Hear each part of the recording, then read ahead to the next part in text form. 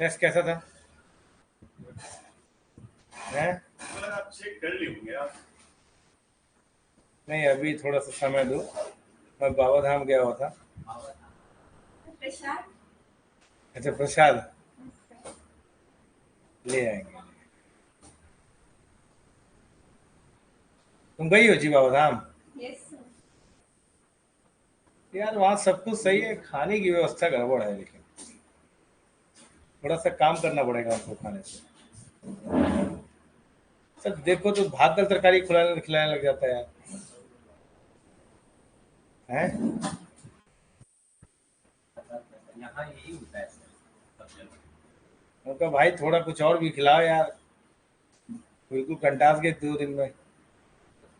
तब आपको हाँ, जब देखो भात दाल भुजिया और तरकारी, भात दाल भुजिया तरकारी।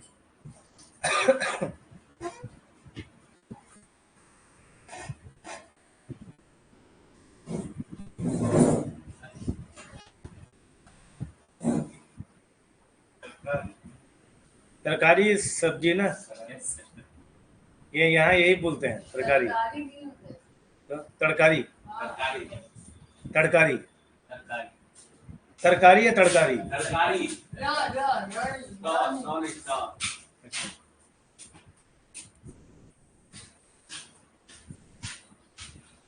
तड़का से शब्द बनाया गया कि तड़का से बना है? तड़का होता है, तड़का तो होता ही नहीं है। तड़का हरा होता है वो। तो तड़का से तरकारी बना है, तरकारी फिर तो गलत शब्द हो गया, ये तड़कारी होना चाहिए। फिर तड़का नहीं कोई शब्द है ना, तड़का शब्द है। तो तरकारी खिला रहा था, पानी वाला तरकारी। क्या क्या वाला? जोर जोर समझते हैं सर। हाँ, झोर झोर मतलब ग्रेवी। हाँ हाँ, बढ़िया मैत्री बोलते हैं ना। बढ़िया नहीं बोलते हैं, बोल रहे हैं।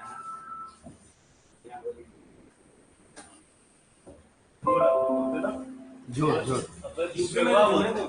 हाँ हाँ यूपी में भी तो जोर बोलते हैं। ना, झोर नहीं बोलते, नहीं ग्रेवी रसा, रसा बोलते हैं। और शुरवा बोलते हैं। छोड़वा नहीं, मतलब मैं जिस बेल्ट में हूँ अवध में तो नहीं बोलते। अवध में तो वो बोलते हैं ना, जो वो रसा। हाँ, शोरमा अलग चीज है भाई, शोरमा।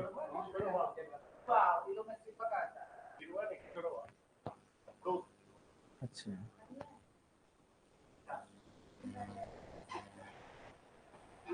यार हम गए Baba Dham. It was a great visit to Baba Dham. Baba Dham अच्छा लगा। हाँ मैं गया था। हाँ हाँ हाँ, लाए हैं। ठीक है, खिला देंगे। पर उसमें एक प्रॉब्लम है यार। प्रॉब्लम ये है कि खाना is very very below average. मतलब खाना is problem in Baba Dham. I mean if नहीं, खाना मिला, पर वहां पे यार सब कुछ थाली का सिस्टम होता है यार। जैसे उसमें बहुत ज्यादा चावल दाल चल रहा है यार वहाँ। हम थोड़ा सा रोटी वोटी खोज रहे थे यार, जल्दी नहीं मिल रहा था। मिल रहा था लेकिन बहुत बिलो एवरेज है खाना। सब्जी तो स्पेशली सब जगह भुजिया भुजिया भुजिया। अरे क्या यार, तुम कितना भुजिया खिलाएगा यार। बहुत आलू खाते हैं यार यहाँ पे लोग। UP is the highest producer in आलू, पर बिहार यार उसको पूरा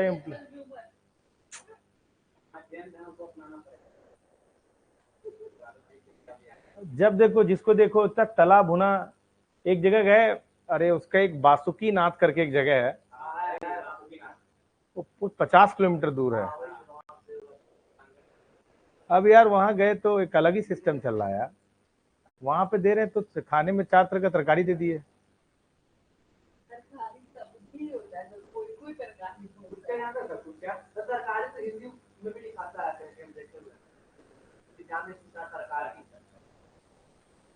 Okay, fine. Let's start the class now. We'll discuss. Nagra temple architecture है आपका।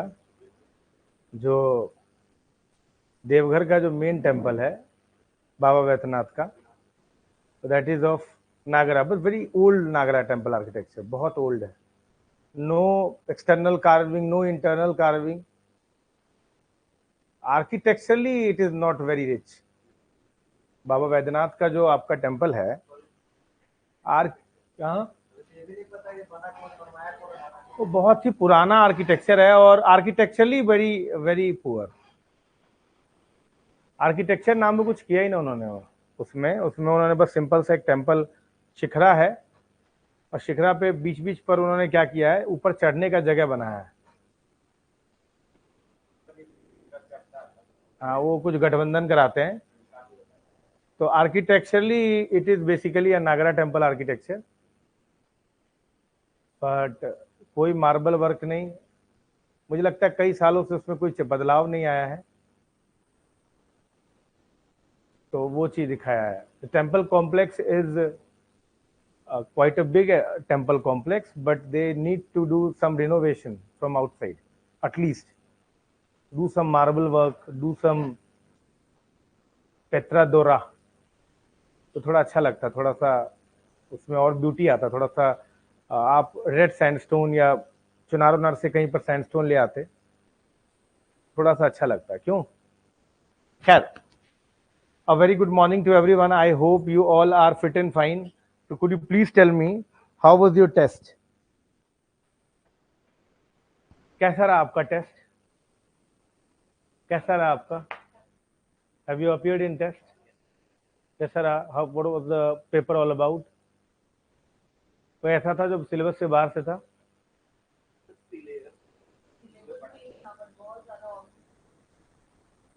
आप थी मैम? आपका कॉपी दे दिया है, अभी चेक होना है ना, 1-2 दिन में चेक करते हैं उसको, फिर बताते हैं क्या कितना नंबर पाए हो. 30 क्वेश्चन 25? 30, 60 मार्क्स का था. 1/3 नेगेटिव मार्किंग था, 0.22, 0.66. तो कैसा था आपका? ठीक था. जो पढ़ाए थे उसमें से कुछ आया था कि नहीं? 5 क्वेश्चन आया होगा. बाकी सब का बाहर से आया था क्या? हमेशा मेरा बोले हुए भाग को नहीं लिखोगे, इतिहास पढ़ने हुए मतलब नहीं है. पीडीएफ कहाँ मिल जाएगा? पीडीएफ में दे देंगे, तुम मेरे पास पढ़ने ही नहीं आओगे. पीडीएफ ही में दे देंगे तो तुम पढ़ने आओगे क्या? आप पीडीएफ में पढ़ लेते, इतना कष्ट कौन करे हैं? बच्चा पार्टी, इसको जरा बंद करें. फाइन. तो temple architecture we have already discussed, right? Nagara. अच्छा, what are the characteristic feature of the Nagara temple architecture? Nagar temple architecture का कैरेक्टरिस्टिक फीचर बताएं. यस, नागर शैली का आपको जो है विशेषताएं बताना है. बताइए क्या है विशेषताएं? नागर शैली की विशेषताएं ma'am please. Ma'am, first feature is panchayatana. Panchayatana is all about, क्या है पंचायतन सर?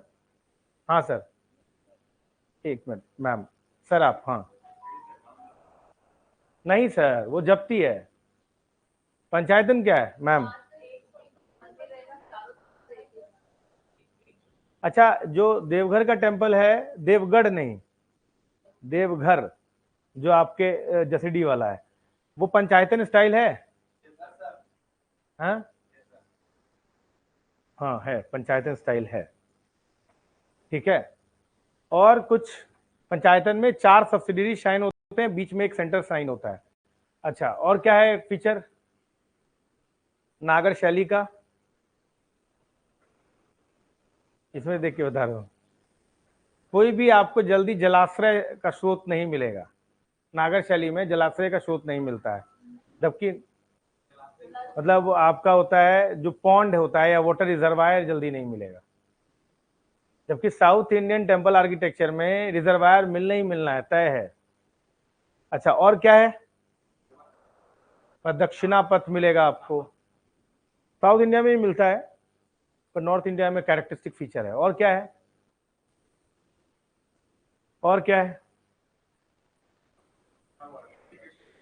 हाँ, तो मंदिर ऊंचाई पे रहता है। मंदिर ऊंचाई पे रहता है, ओके। और कुछ खासियत नागर शैली का? शिखर है? ऊपर है उसका एक नाम, चारों मंजिला। नहीं, चारों तरफ से घिरा हुआ जो होगा वो दक्षिण भारत में पाया जाएगा ज्यादातर, और इंट्रिकेट गेटवेज जो है वो दक्षिण भारत में होंगे।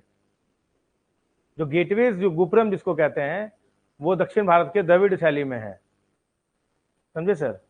दक्षिण भारत के द्रविड़ शैली में है, तो गेट होगा। पंचायतन शैली में है। ठीक है, ज्यादातर तो एक ही तरफ से गेटवे दिखता है। चलिए ठीक है, एक फीचर हो सकता है। अच्छा, नागर शैली कितने भागों में बंटता है? नागर शैली कितने भागों में बंटता है? 3 भाग में। नागर शैली कितने भागों में बटेगा? क्या क्या है बता सकता है कोई?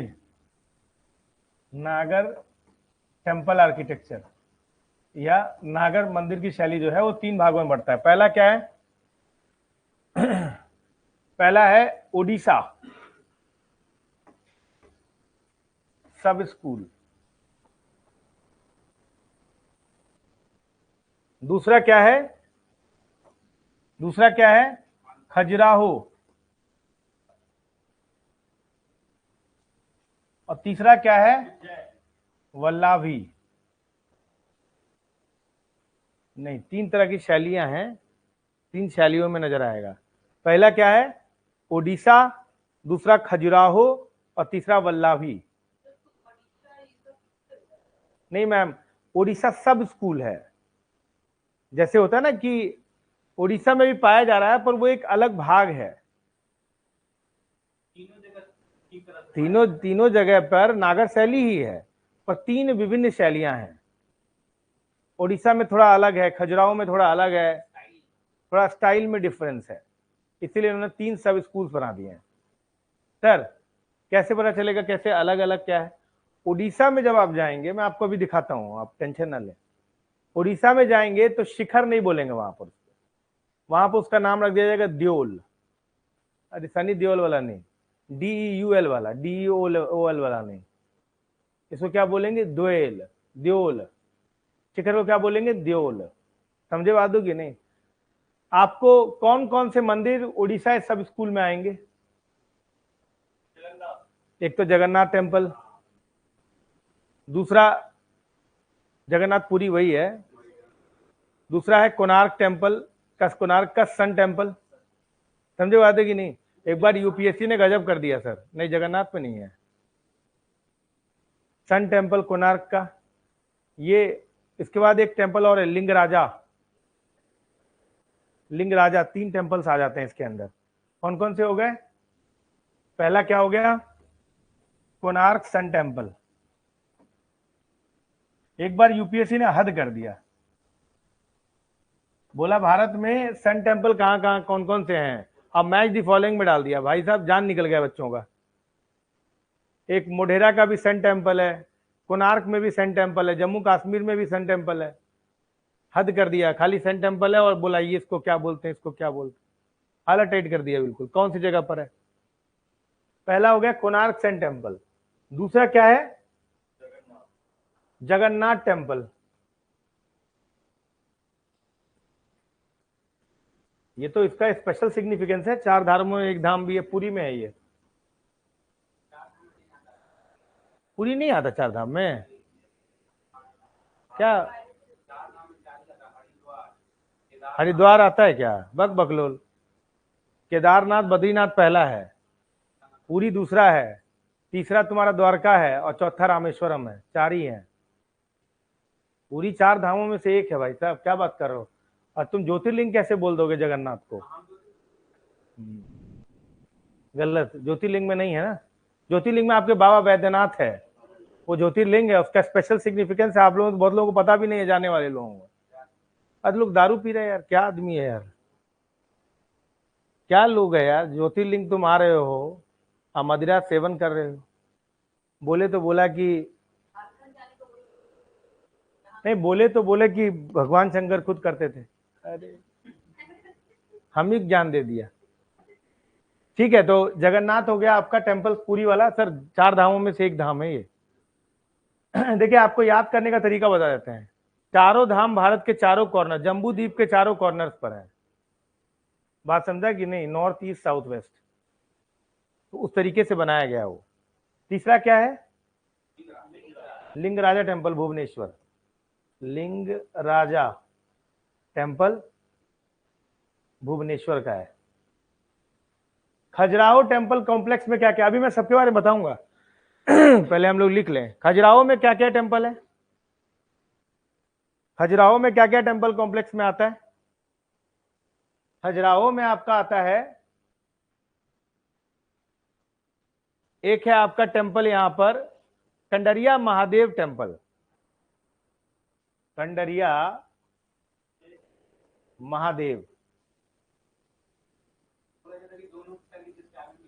नहीं नहीं नहीं नहीं नहीं, ये सब खजुराहो स्कूल में आता है।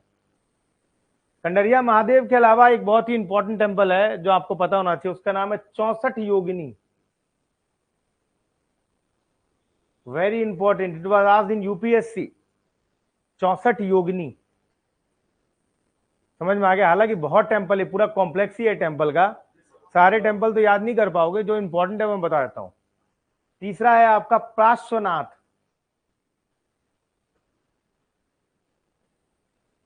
अब मैं जो जो बोलूंगा ना वो लिख लेना, नहीं तो दिक्कत हो जाएगा, फिर बाद में मत बोलना कि सर आपने लिखवाया नहीं।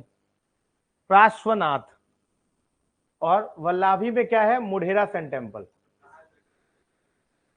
सब ये खजुराहो टेम्पल कॉम्प्लेक्स में है, खजुराहो में ही है। एमपी,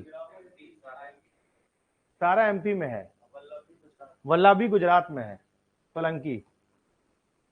हाँ ये ना सर, मुढेरा सन टेम्पल। अब मैं एक एक टेम्पल के बारे में आपको खासियत बताता हूं, गर्दा उड़ जाएगा। समझे बातों की नहीं? सुनिएगा सर, यूपीएससी ने खजुराहो से भी सवाल नहीं पूछा। सर आर्ट एंड कल्चर के अगर सवाल आपको देखने हैं तो मैं तो आपसे सीरियसली सजेस्ट करता हूं कि बीपीएससी के बजाय आप यूपीएससी के सवाल देखें, it will help you a lot. उससे आपको सवाल का आइडिया लगेगा कि किस टाइप के सवाल पूछे जा सकते हैं। यूपीएससी हैज आस्क्ड क्वेश्चन, मैं एक काम करता हूं, I start with the Odisha, then will go to the Khajuraho and then to the Valabhi. समझे बात होगी नहीं? आपकी जानकारी के लिए बता दूं कि ज्यादातर इनमें वर्ल्ड हेरिटेज साइट है। Khajuraho temple complex world heritage site, Modhera sun temple world heritage site, Odisha में Konark sun temple world heritage site. ठीक है, first will move to the Konark temple. Konark का जो सन टेम्पल है, सूर्य मंदिर जो है, उसके बारे में बात करते हैं। कोणार्क के सूर्य मंदिर को सफेद पगोदा भी कहते हैं। पगोदा शब्द का मतलब होता है मंदिर, व्हाइट पगोदा भी कहा जाता है। Point number 1, very very important. Konark का जो सन टेम्पल है एक्सटर्नली डेकोरेटेड है, इंटरनली प्लेन है। क्या मतलब हुआ? अभी जो आपका देवघर का मंदिर था वो एक्सटर्नली और इंटरनली दोनों ही प्लेन था। देवघर का जो मंदिर है, आप लोग जब भी जाते हैं तो ये सब चीजें नोटिस किया कीजिए। मैं बनने की बात नहीं, मैं अभी बता रहा हूं, एक्सटर्नली इंटरनली प्लेन है, बहुत ही रूडिमेंट्री स्टाइल में टेम्पल बना है उससे बहुत, जबकि it is one of the ma'am. और एक बात और भी मैं बताऊं आपको, झारखंड गवर्नमेंट को इसको बहुत प्रमोट करना चाहिए। It is one of the 12 ज्योतिर्लिंगास, और मैंने देखा कि उसमें ज्यादातर पॉपुलेशन यूपी बिहार के थे, स्पेशली बिहार के ज्यादा लोग थे। बहुत सारे लोगों को यही नहीं पता कि 12 ज्योतिर्लिंगों में एक ज्योतिर्लिंग बाबा वैद्यनाथ का भी है। तो इस चीज को भजाना चाहिए। भजाना जानते हो क्या होता है? हाँ, भजाइए इसको, पैसा करिए, प्रमोट करिए, आप पैसा कमा सकते हैं। समझ में आ रहा है कि नहीं? इस चीज को क्या करना चाहिए? प्रमोशन। क्या भजाना गलत शब्द है क्या? यही से सीखा मैं। भंजाना मतलब समझे क्या? भजाना मतलब कैश आउट करिए इसको, मैं that's what I am trying to से।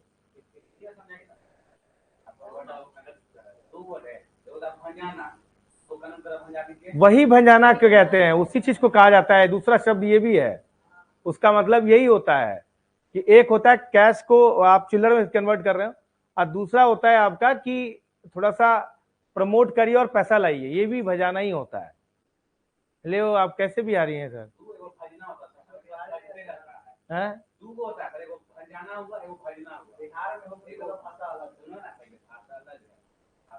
नहीं नहीं, मैं सीख रहा हूँ यार, I am day to day I am learning these things.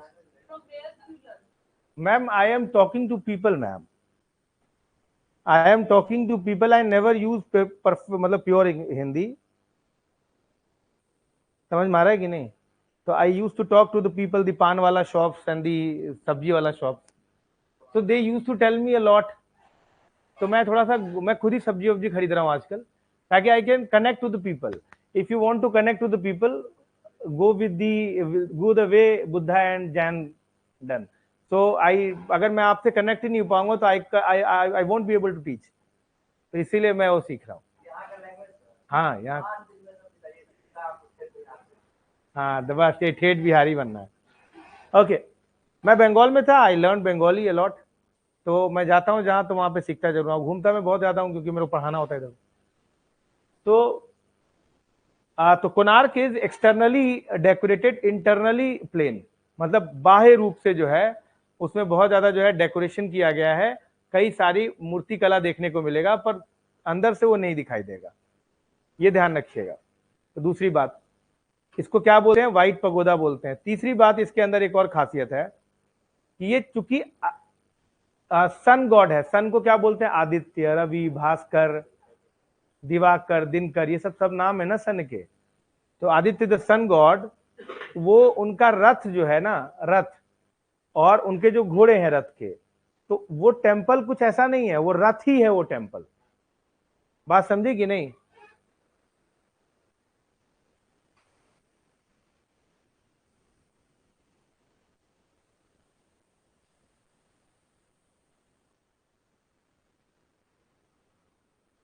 देखो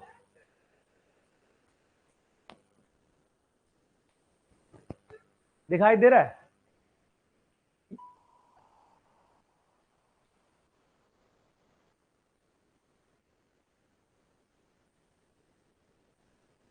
कोई बाहर है यार, देखो। हेलो एक्सक्यूज मी, नहीं नहीं वो चला जाएगा। राहुल, राहुल देखो यार कौन है, दिखाई दिखाई दे रहा है? अच्छा इस टेम्पल को देखिए, कुछ बताइए क्या है ये, कैसा दिख रहा है?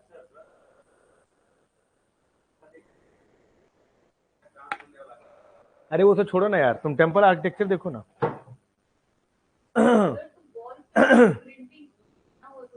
हाँ आर्किटेक्चर दिखा नहीं, देखिए ना मैम, इंट्रिकेट कार्विंग है मैम, देखिए ना। एक चीज गौर करिएगा, ये रथ के पहिए हैं, इधर भी दो दो पहिए हैं, ऊपर रथ का है, रथ जैसे नहीं बना दिया ऊपर एकदम वैसे टाइप, आगे घोड़े नजर आएंगे, तो आपको दिखाई देगा कि आगे 8 घोड़े हैं, समझ में आ रहा? अब 12 पेयर ऑफ व्हील्स है, मतलब 24 व्हील्स हैं। और ये क्वेश्चन पूछा गया है यूपी पीसीएस में कि कोणार्क टेम्पल में कितने घोड़े हैं और कितने पहिए हैं। तो 12 पेयर ऑफ व्हील्स है और 8 घोड़े हैं, याद रखिएगा, ठीक है? और ये कैसा दिख रहा है आपको? रथ जैसा नजर आ रहा है। बात समझा कि नहीं? तो ऐसा लगता है कि जैसे सूरज भगवान अपने रथ पर कहीं जा रहे हैं। बात समझा जी? इसीलिए इसे कोणार्क का क्या बोलते हैं मैम? सन टेम्पल है ये। क्लियर है सर? याद रखिएगा सर, आपके एग्जाम में पूछ सकता है ये, ठीक है? आपने बोला एक्सटर्नली डेकोरेटेड, तो एक्सटर्नली आया हुआ इंटरनली प्लेन। इंटरनली प्लेन मतलब खाली मंदिर है, कुछ नहीं है, कोई कार्विंग नहीं है। अंदर कोई मूर्ति है लेकिन दीवारों पे कोई कार्विंग नहीं है।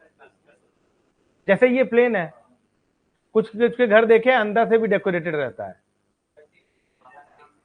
हाँ ठीक है सर, ये बात समझ में आ गया। दूसरे है जगन्नाथपुरी, ये देखिए, आप ऑब्जर्व करिए इस टेम्पल को।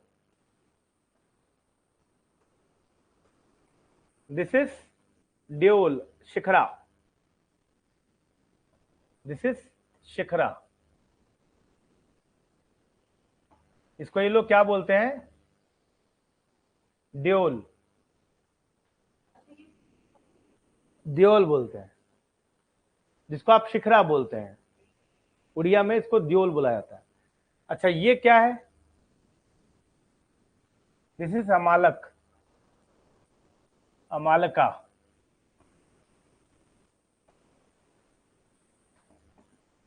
शिखरा,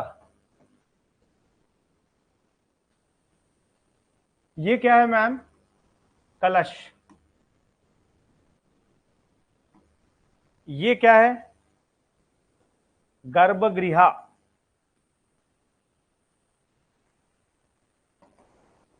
ओफ, अभी मैं गया था उसमें, गर्भगृह इतना छोटा है यार, अंदर इतना बिल्कुल, बच्चे को लेके गया, हम पछता रहे थे यार।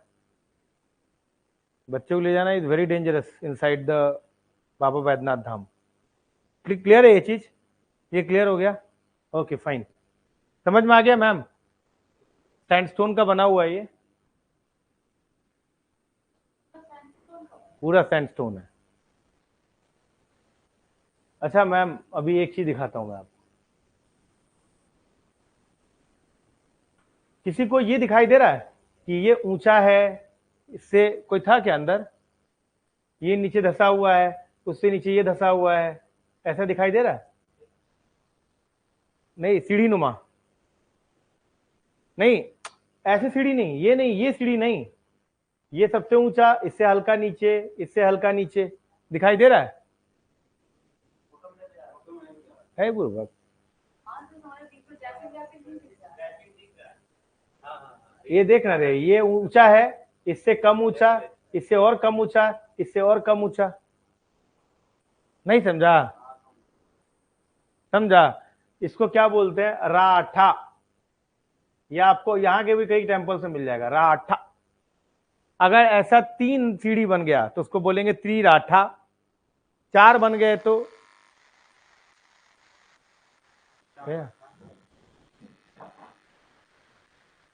बंद कर, बंद कर, बंद कर, सब बंद कर, बंद कर, सब बंद कर, बंद कर। कोई दिक्कत नहीं, कोई दिक्कत नहीं, will wait for some time. आ गया क्या? ये सब कैसे बंद हो गया जी? नहीं नहीं, ये बंद कैसे हो गया? ये इन्वर्टर लोड नहीं ले रहा है क्या? एसी इन्वर्टर से कनेक्टेड है? वाह, ये किसकी का, ये किसका, किसका ये मतलब? नहीं नहीं, एक मिनट सर, ये किसका दिमाग है? ये दुनिया का ये पहला घर होगा जिसमें एसी इन्वर्टर से कनेक्टेड होगा। बहुत जल्दी बैठने वाला है ये, अचानक सडन लोड चेंज होगा और बहुत जल्दी बैठ जाएगा ये। इसको शीघ्र इलेक्ट्रीशियन बुलाइए, इसको डायरेक्ट कनेक्शन कराइए।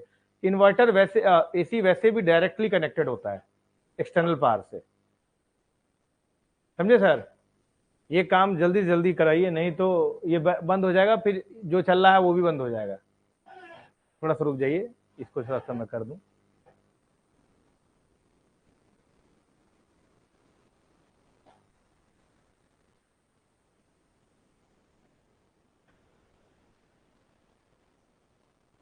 राठा क्या बोलेंगे?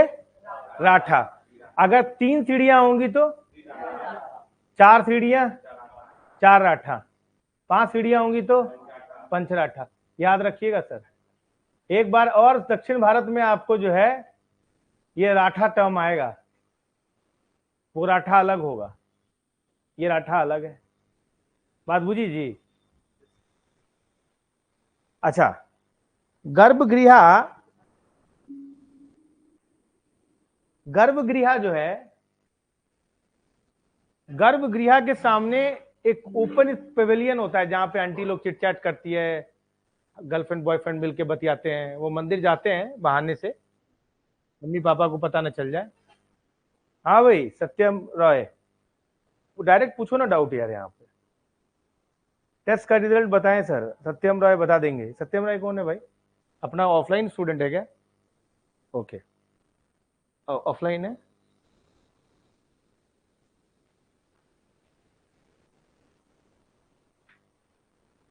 अभी अगली बार जो टेस्ट होगा ना, वो दोगे तुम यहीं पर, लेकिन ऑनलाइन में दोगे, मोबाइल से। ठीक है सर, उससे तुरंत रिजल्ट आएगा, इमीडिएट बेसिस पर। हाँ, और रैंक भी आपका मिल जाएगा खटाखट। वो रैंक क्या करेंगे, जो पब्लिश जो रिजल्ट आएगा उसको यहां पर जो नोटिस बोर्ड है वहां पे लगा देंगे हम लोग, राहुल। समझ में आया कि नहीं? और खास करके जो बॉटम 5, 7, 10 नंबर के जो होंगे उनका रिजल्ट बोल्ड में करना। जैसे आप 25-30 लोग होंगे तो उनका रिजल्ट जो है ना, जो आखिरी 10 होंगे उनको बोल्ड में शो किया जाएगा, और जिस बच्चे का निगेटिव में मार्क्स आया उसको इटैलिक्स में दिखाना, बोल्ड करके इटैलिक्स में। बात समझे कि नहीं? तो it should be shown. Naming, मैं डांटता नहीं हूं, मैं नेमिंग एंड शेमिंग में बिलीव रखता हूं। अब कहेगा बस सर आखिरी ही था, बस बस बस हो गया मेरा काम।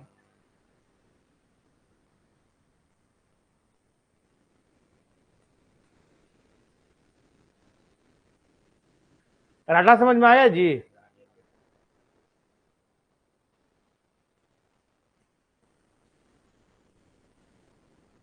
चलो अच्छा, आप मुझे कोई जगन्नाथ टेम्पल के बारे में एक बात बता दे तो मैं समझ जाऊंगा कि भाई तू लोग पढ़ाई करता है। ठीक है, सुनो सुनो सुनो, पहले सुनो। सुदर्शन चक्र नहीं, वो मालक है। अच्छा सर सुनिए, जगन्नाथ टेम्पल में के अंदर अगर आप गर्भगृह में जाएंगे तो उसमें कितनी मूर्तियां आपको मिलती हैं? 3 मूर्ति। किस किस की मूर्ति मिलती है? हाँ, किस किस की मूर्ति मिलती है?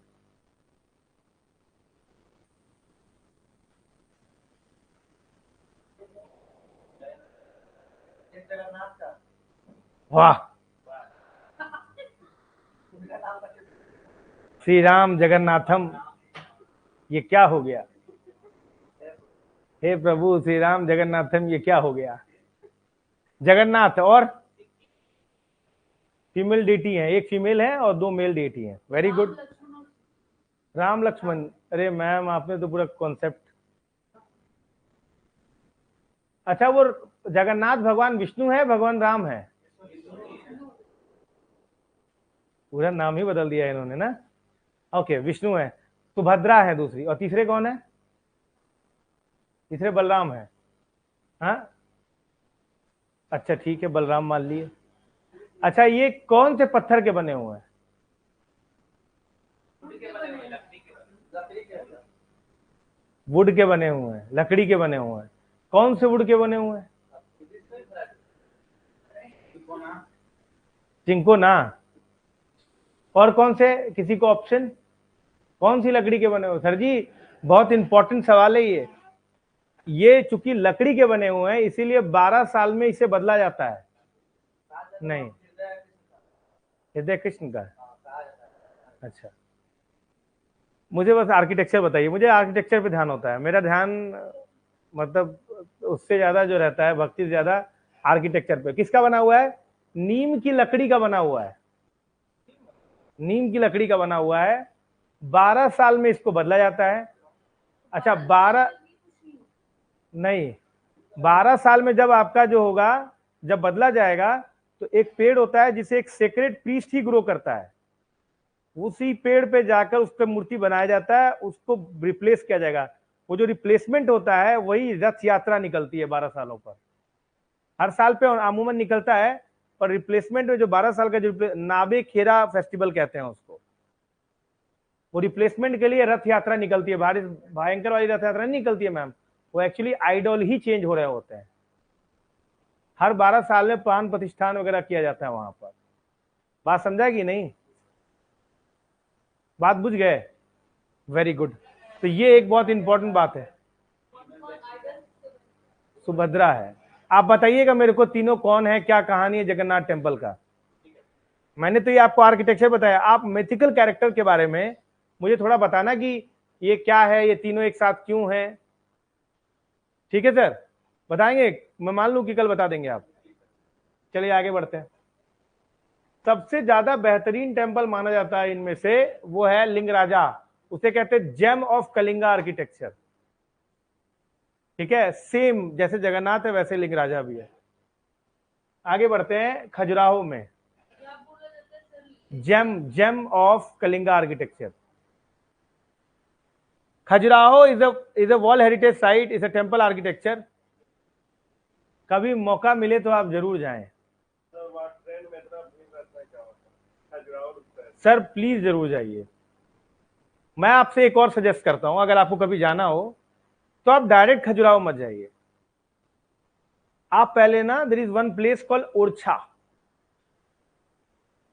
बेतवा, झांसी में है, बेतवा रिवर के बगल में, बेतवा है, झांसी के में है। आपको वो मेरे ख्याल से यूपी में पड़ेगा, उत्तर प्रदेश में है। बेतवा के बगल में बसा हुआ एक शहर है ओरछा। वो एकमात्र ऐसी जगह है जहां पर राम भगवान की पूजा एज अ राजा होता है। This is the question asked in UPSC. Orchha पहले जाएं आप, ओरछा में थोड़ा एक समय, एक दिन बिताएं। राजा राम मंदिर है, वहां पे जाएं, वहां पर आप पूजा पाठ कर लीजिए, नागरा टेम्पल आर्किटेक्चर। उसके बाद ओरछा से करीब 150 किलोमीटर की दूरी पर जो है वो खजुराहो टेम्पल है। पूरा टेम्पल कॉम्प्लेक्स है जो बुंदेला डायनेस्टी ने करीब करीब जो है 11वीं सेंचुरी में बनवाया था। समझ में आ गया? ये बात ध्यान रखिएगा। ऐसे ऐसे टेम्पल्स आपको मिलेंगे। जो जबती है, जबती जान रहे हो ना, अपरेस प्लेटफॉर्म पे बना हुआ है सारा Nagara temple architecture. The one of the main important feature of this temple is its erotic sculptures. What do you mean by erotic sculpture? Sensual, sexual pleasures देते हुए आपको मिथुन की तस्वीर मिल जाएगा। Now my question is, what is the need of this vulgarity in the temple?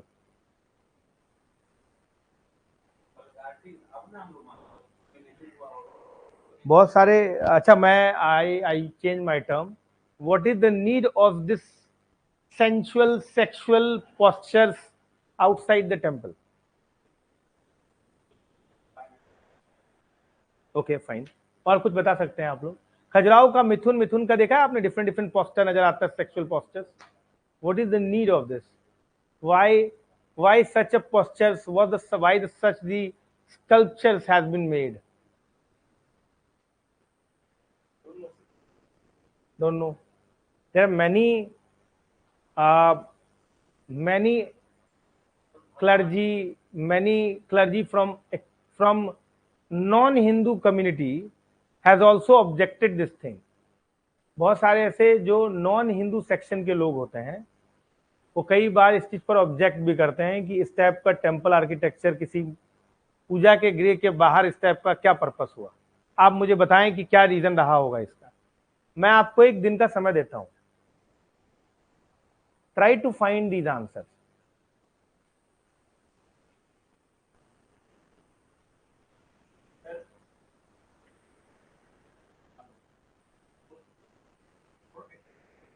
क्योंकि वो मध्य प्रदेश में है। गुजरात में होता तो पता चलता, बंगाल में होता तो पता चलता। इन्वेडर्स अभी गए ही नहीं है वहां पे, है ना सर? ज्योग्राफी ध्यान रखिए तो सारा क्लियर हो जाएगा। और अगर तोड़ने की कोशिश करोगे तो तुम सीट के साथ मुस्लिम हिंदू कम्युनिटी का वो भी तो ब्रंट भी तो झेलना होगा ना, तो तुम नहीं करोगे। समझे बात हो कि नहीं? औरंगजेब को दक्कन से बहुत प्यार था, दक्कन में ज्यादा छेड़खानी किया नहीं उसने। नहीं समझा बात को? दक्कन में उसका पूरा राज साम्राज्य रहा है। तक्षशिला में अशोक का रहा है, दक्कन में ये रहा है।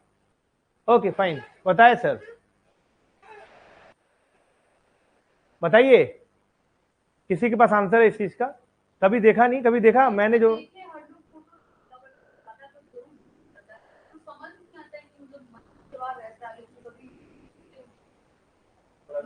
भगवान भी है, मतलब देवी माता उनका पूजा होता है। नेकेड पूजा होना और सेक्सुअल पोस्चर बनाना ये दो अलग अलग बातें हैं। Try to be mature, right?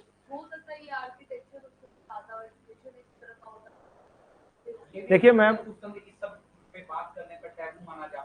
देखिए एक मैं आपको बताऊं, मुझे इस बात का बड़ा दुख भी है कि हिंदू क्लर्जी जो है इस बात को डिनाई करता रहा है और वो उसे किसी और चीज से जोड़ता रहा है। शिवलिंग देखियो, शिवलिंग क्या है? It's a genital part of Lord Shiva. हालांकि कई सारे हिंदू क्लेर्जी जो है इस बात पे गुस्सा जाते हैं कि it is not the genital part.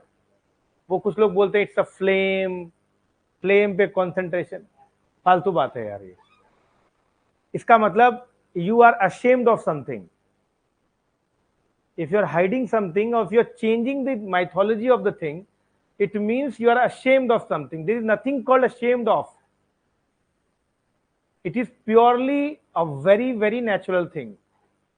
आप देखिए, अगर आप सोचो कि जो शिवलिंग देखते हो आप, शिवलिंग के बाहर देखते हो आप ऐसा रहता है। It is also female genital, समझ में आ रहा है? And it the entire Shivalinga expresses the reproduction. समझ में आ गया कि नहीं? जो रिप्रोडक्शन पार्ट है, पूरी दुनिया ही रिप्रोडक्शन का पार्ट है मेरे भाई। किस दुनिया में चल रहे हो तुम? हम ये मानते ही हैं कि शिवा अर्धनारीश्वर का अवतार इसीलिए थे क्योंकि उन्हें सृष्टि को जनना था। दैट वाज द रीजन ना। देयर वाज, अगर आप हिंदू माइथोलॉजी की बात करें तो एडम एंड ईव का कॉन्सेप्ट है इस्लाम में, क्रिश्चियनिटी में, जुडाइज्म में, but that is a different thing। मतलब आप अगर कंपेयर करें स्टोरी को, तो हिंदू माइथोलॉजी में ये माना था कि शिव का अवतार हुआ और शिव के समय कोई औरत तो थी नहीं, तो उन्होंने अर्धनारीश्वर का अवतार रख दिया। अब बनाना है तो कैसे करेंगे? तो आधा सती है और आधा शिव है, तो आधा पुरुष है आधा स्त्री है। आप लोगों को पता ही नहीं, नटराज है या फिर आप देखेंगे महादेव जो अवतार दिखाई देंगे, उसके एक कान में कुंडल रहता है और एक कान वैसा खाली रहता है। महादेव का कोई भी तस्वीर सिर्फ महादेव का होना, वो जो है महादेव को भी गवारा नहीं है। नहीं समझा? शिव बिना शक्ति के है ही नहीं। नहीं समझे बात? शिव को बैलेंस करती है शक्ति। तो आप कोई भी तस्वीर अगर शिव का प्रॉपर शिव का फॉर्म में देख रहे हैं, तो वो एक्चुअली में आधा तस्वीर है, पूरा नहीं है। इसीलिए कोई भी शिव का तस्वीर देखिएगा तो एक पार्ट ब्लू दिखाया जाएगा और एक पार्ट व्हाइट दिखाया जाएगा। देखा है आप लोगों ने? नहीं, पहले आप बताइए, ये देखा है आपने? एक कान में कुंडल रहेगा, एक कान में रहेगा, आधा जटा रहेगा, आधा जटा नहीं रहेगा। देखा है मैम आपने? अरे सर, अर्धनारीश्वर रूप में ही शिव दिखाए जाते हैं। शिव का वैसा फॉर्म हो ही नहीं सकता है। समझ में आ रहा है? या शिव अगर दिखाए जाएंगे तो हरिहरा फॉर्म में दिखाएंगे कि एक पार्ट शिव है और एक पार्ट विष्णु है और पिछला भाग ब्रह्म है, तो वो तीनों क्रिएशन का दिखाता है। तो समझे बातों की नहीं? तो वो चीज आपको दिखाया जाएगा। तो ये चीज जो होता है ना, सारा क्रिएशन का दिखाया जाता है। बात समझे कि नहीं?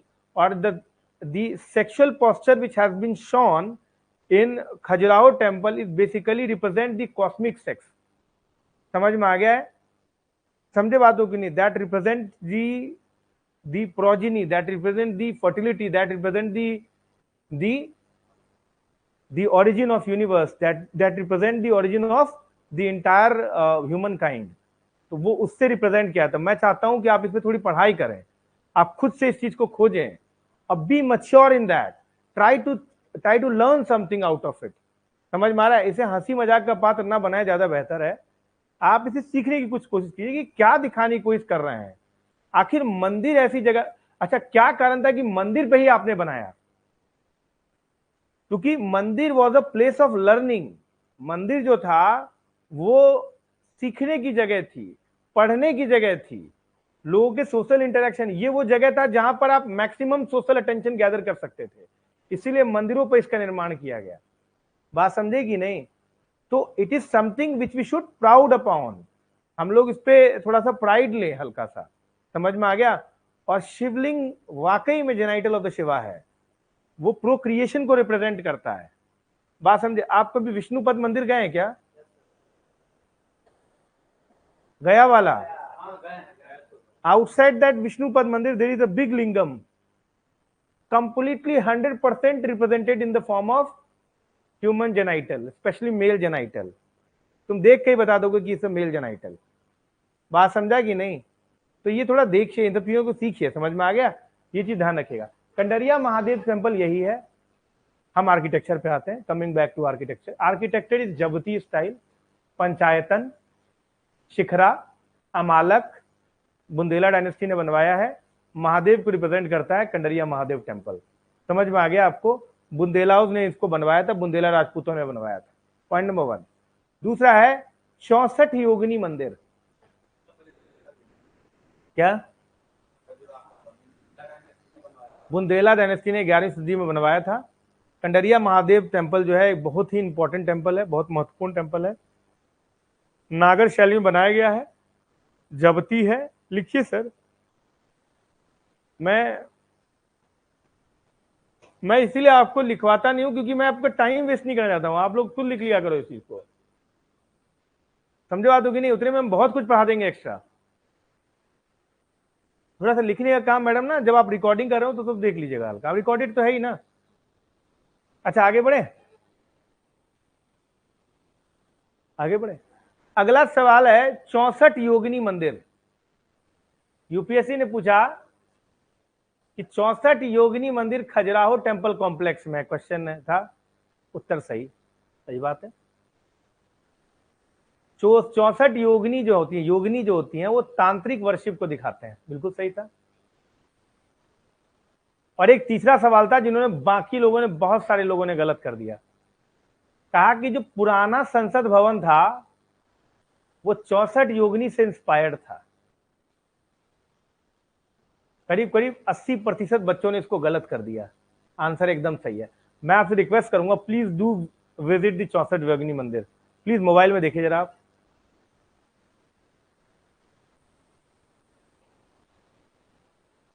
इसमें नहीं है बाबू, मैं लाना भूल गया। 64 योगिनी मंदिर प्लीज अपने मोबाइल में देखिएगा। मिला? सर्कुलर दिखाई दे रहा है प्लेटफॉर्म? देखिए, ऐसा हमारा संसद भवन है पुराना वाला। अभी कैसा है? अभी ट्रायंगुलर शेप में है। बनाइए 64 योगिनी। देखिए देखिए, ऐसा ही है ना हमारा। क्यों गलत किया पता है बच्चों ने? नहीं, हाँ हाँ। और हम अंग्रेजों के भवन को कहते हैं वाह, architecturally they are so beautiful.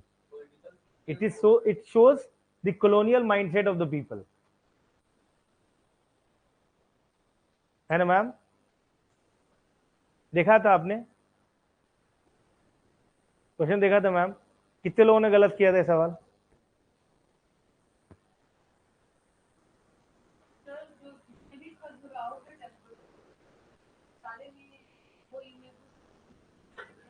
नहीं मैम, ये एक डिफरेंट था 64 योगिनी।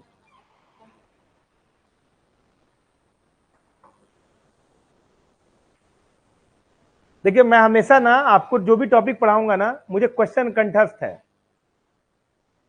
मैं आपको ऑप्शन सहित बता दूंगा कि ये क्वेश्चन था।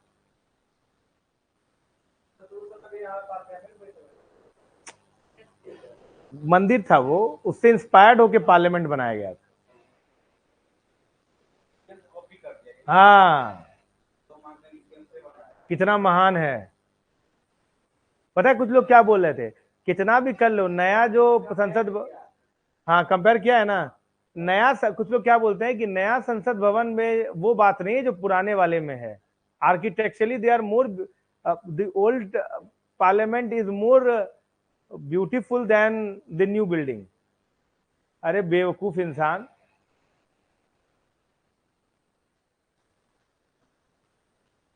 संसद योगी देखिए मैम, है संसद भवन से किया गया है कि नहीं? यूपीएससी ने इसको नोटिस किया, इसमें सवाल पूछा। अच्छा, how many Yoginis are there in 64 Yogini? देखो, it was asked in UPPCS.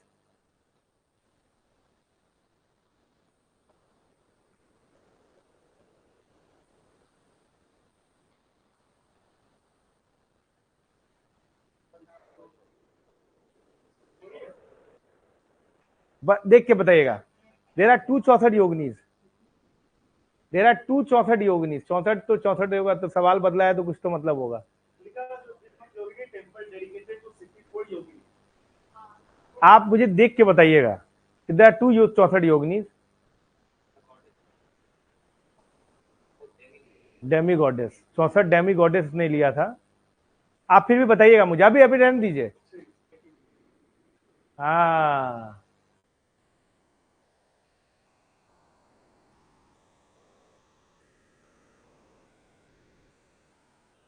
One योगिनीज are there.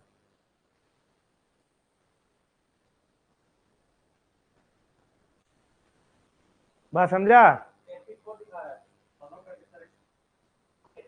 81 main माना जाता है, 84 कुछ जगह पे बोला जाता है। बात समझा? 9 करके एक वो दिए हुआ है। भाई साहब पूछ दिया ना, उन्होंने 64 भी ऑप्शन में डाल दिया था, लोगों ने कड़ से मारा है। योगिनी है, वो गलत दिया हुआ है, कुछ योगनीज का नहीं रिप्रेजेंटेशन दिखाया हुआ है।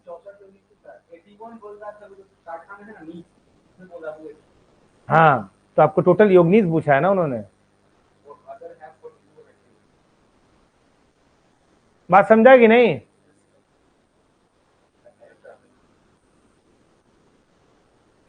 ये यूपी पीसीएस में लिखा हुआ है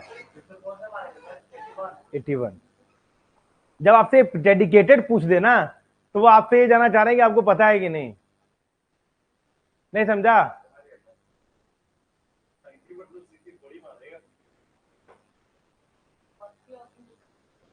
पहला ऑप्शन दे देते हैं, वो पढ़ेगा ही नहीं। क्या बकलोली गिरी, हाँ मैंने योगिनी सर, हिंदी नहीं पूछता नहीं आता। अच्छा, वो ये नहीं लिखते, लोगों को लगता है मैं स्मार्ट हूं तो वो ऐसे लिख देते हैं, वो लिख देते हैं ऐसे।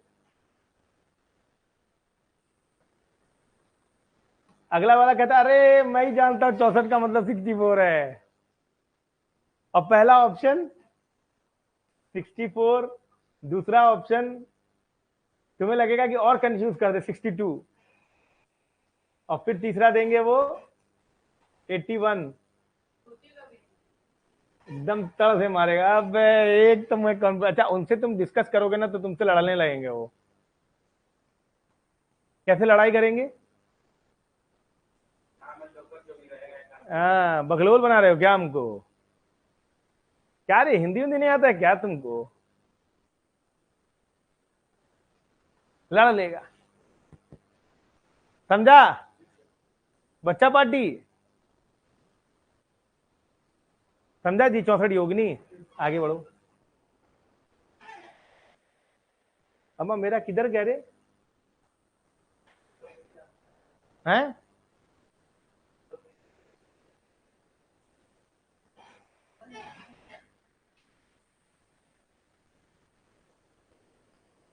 वो मैं दिखा था टेंपल वाला, किधर गया? नहीं है अम्मा यार, ये लाइट चला गया था यार, दत्त तेरी हैं।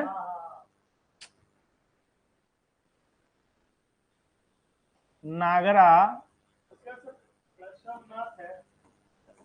अच्छा अभी रुक जाओ, मैंने क्या बता दिया? उड़ीसा बता दिया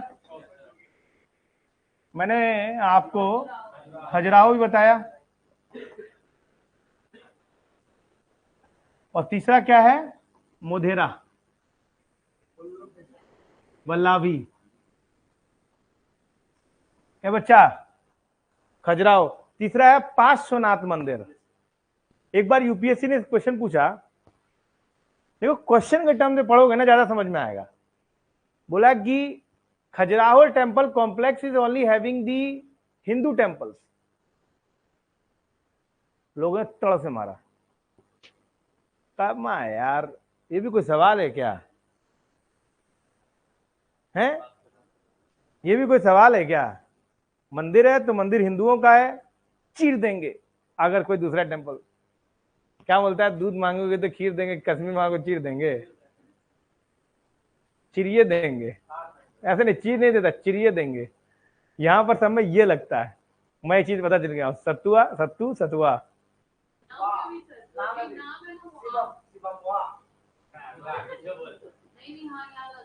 लगता है। आपका नाम क्या है? मेरा नाम तो प्रकाश है यार, प्रकाशवा बन जाता है अपने आप। अच्छा, इसने वो शॉ नहीं बोलते हैं,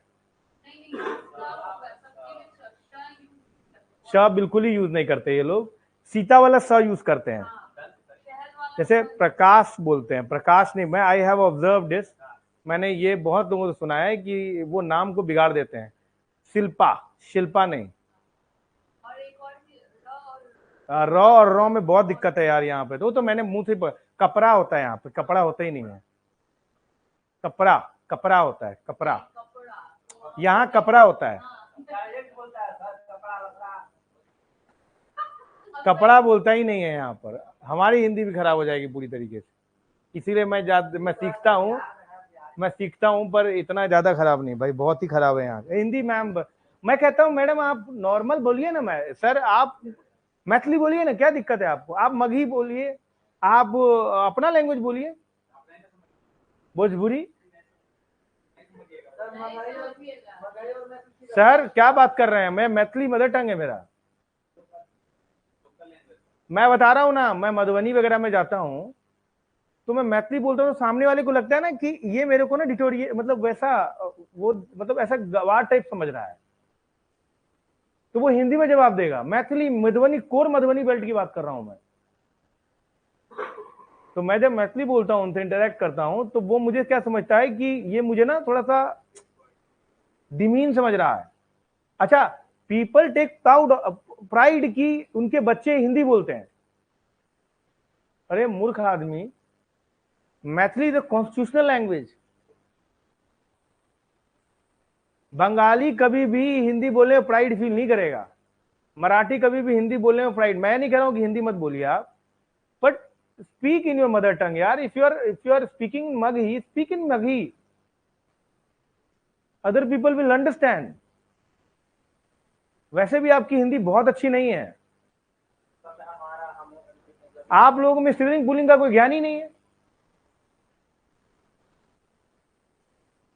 कोई ज्ञान नहीं है सर, सब यहां पुलिंग ही होता है। मैं सही बता रहा हूं, I observe this thing in 2.5 months कि हिंदी बहुत ही खराब है यार यहाँ का। म्यूजिकल अंदाज में हिंदी बोलते हैं लोग। आप चल रहे हो, गा रहे हो, कहाँ गई थी, थोड़ा सा म्यूजिक है, ऐसे ऐसे चलता है यहाँ पे लहर। तो आप अपने लैंग्वेज में रहिए ना, मगही बोलिए ना आप लोग यार, आप लोग भोजपुरी बोलिए ना, अगले वाले को let them understand. There are people speaking in Bengali, आपकी वजह से वो हिंदी में नहीं आएंगे। Why are you not speaking your original language? Tamilian is not going to speak in Hindi. Go and learn it. हाँ, तो why are you not speaking in Maghi, Bhojpuri? इतना ब्यूटीफुल लैंग्वेज है भोजपुरी यार, आई जस्ट लव इट। क्या बोल, समझ में आ रहा है? Maithili, speak in Maithili, Maithili is having a constitutional basis sir. Speak in Maithili, इतना मधुर लैंग्वेज है सर मैथिली, तुम शब्द ही नहीं है मैथिली में सर। मगही कितना अच्छा लैंग्वेज है सर, एम आई स्पीकिंग, ये बहुत ही इंपॉर्टेंट बात है। अच्छा, तीसरा क्या है आपका सर? मुधैरा वल्लभी सर। अच्छा नहीं नहीं, Parshvanath, Parshvanath is a Jain temple. 23rd जो है ना पार्श्वनाथ सर, एक झारखंड में एक जगह है, क्या नाम है ma'am?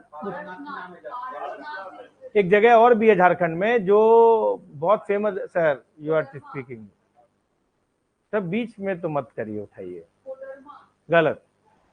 It is against the decorum of the class. मैं आप लोग से फ्रेंडली बिहेव करता हूं, लेकिन इसका मतलब थोड़ा सा मेंटेन करिए। अच्छा सर, मैं कहा था? नहीं मैम, एक जगह है जो जैन के लिए बहुत फेमस है मैम, एक माउंटेन पीक है, पार्श्वनाथ टेम्पल है, माउंटेन पे ही है क्या? पारसनाथ वाला है सर। सर जैन तीर्थंकर टेम्पल पार्श्वनाथ उसी को डेडिकेटेड है। तो आप ध्यान रखिएगा, it is not only dedicated to Hindus, ये जैन के लिए भी है, जैनियों के लिए भी है। हाँ, बद्र का। अच्छा, what is the difference between Jain temple and the Hindu temple?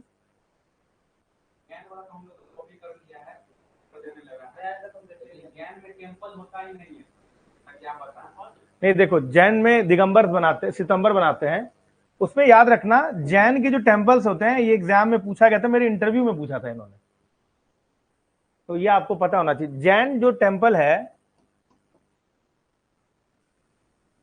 इसको बोलते हैं चौमुखा स्टाइल। चौमुखा स्टाइल, इसमें ना कोई भी मंदिर के ऊपर ना 4 दीवारें होंगी, 1 2 3 4, चौमुखा, चौमुखा स्टाइल बोलते हैं। और सभी दीवारों पे 24 तीर्थंकर पाए जाएंगे। That is the beauty of the temple architecture. क्या बोलेंगे इसको? सभी दीवारों पे 24 तीर्थंकर देखने को मिलेगा। आप इधर भी 24 तीर्थंकर मिलेंगे, इसीलिए जैन धर्म में। क्या मैम? हाँ, इसीलिए रहता है चौमुखा स्टाइल। हाँ बिल्कुल है मैम, चौमुखा स्टाइल है। आप लोग जब भी झारखंड जाएं, please go and visit these places. हाँ, क्या है? अच्छा 600 में, 600 रुपया, ठीक। तो जैन चौमुखा स्टाइल, थोड़ा आराम आराम से यार, मेरे मेरे रैम में धीरे धीरे सेट होता है। चौमुखा स्टाइल हो गया, ठीक है। खजुराहो। अगला है, there is one more important temple is Modhera sun temple. Sir ये सारा क्वेश्चन आपके 68वें बीपीएससी में था, पता है ना। और 68वें बीपीएससी में उन्होंने मंदिर शैली नहीं पूछा था, नागर मंदिर शैली पूछा था। अच्छा, कमाल की बात ये थी कि जो 68वां एग्जाम दे रहे थे, उन्होंने केवल बता दिया कि 5 पेजेस हैं। नहीं, 68वां बीपीएससी का पेपर देखिए, 38 नंबर का एक सवाल था कि मंदिर, नागर मंदिर शैली के बारे में बताएं। लोगों ने क्या किया, 5 फेजेस बता के बड़े, अरे गर्दा उड़ा दिया यार। उन्होंने फेजेस बता दिया, अब पूछा स्टाइल है, तो सर नहीं क्या हुआ, क्या गड़बड़ी हो गई? उन्होंने बोला नागर मंदिर शैली बताइए। उन्होंने शैली पूछा आपसे, आपने 5 फेजेस बताया। चलिए आपने अच्छा किया, 5 फेजेस बता दिए, लेकिन शैलियों में ये 3 बातें करनी पड़ेंगी आपको विथ एग्जाम्पल, और 1-2 मंदिर एक्सप्लेन करना होगा आपको। नहीं समझा बात को?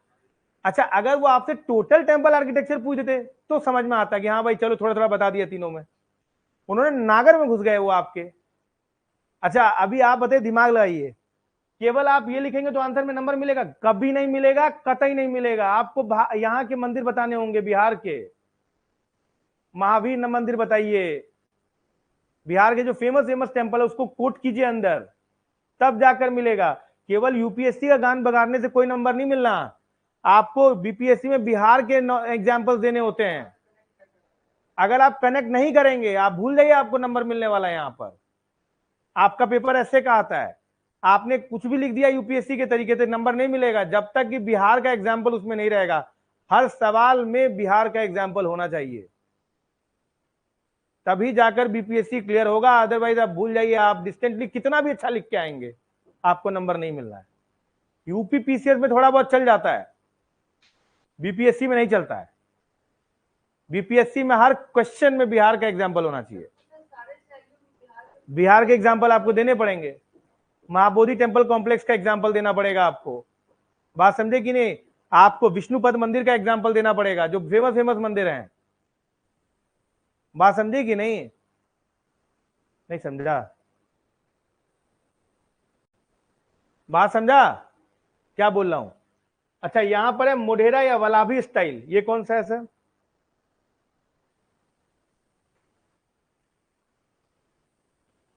ये बस आखिरी टॉपिक है, इसके बाद हम लोग हर्षवर्धन में आएंगे।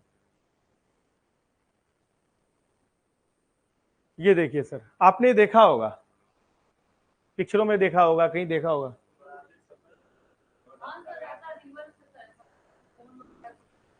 देखा है, पिक्चर में देखा है कहीं पर?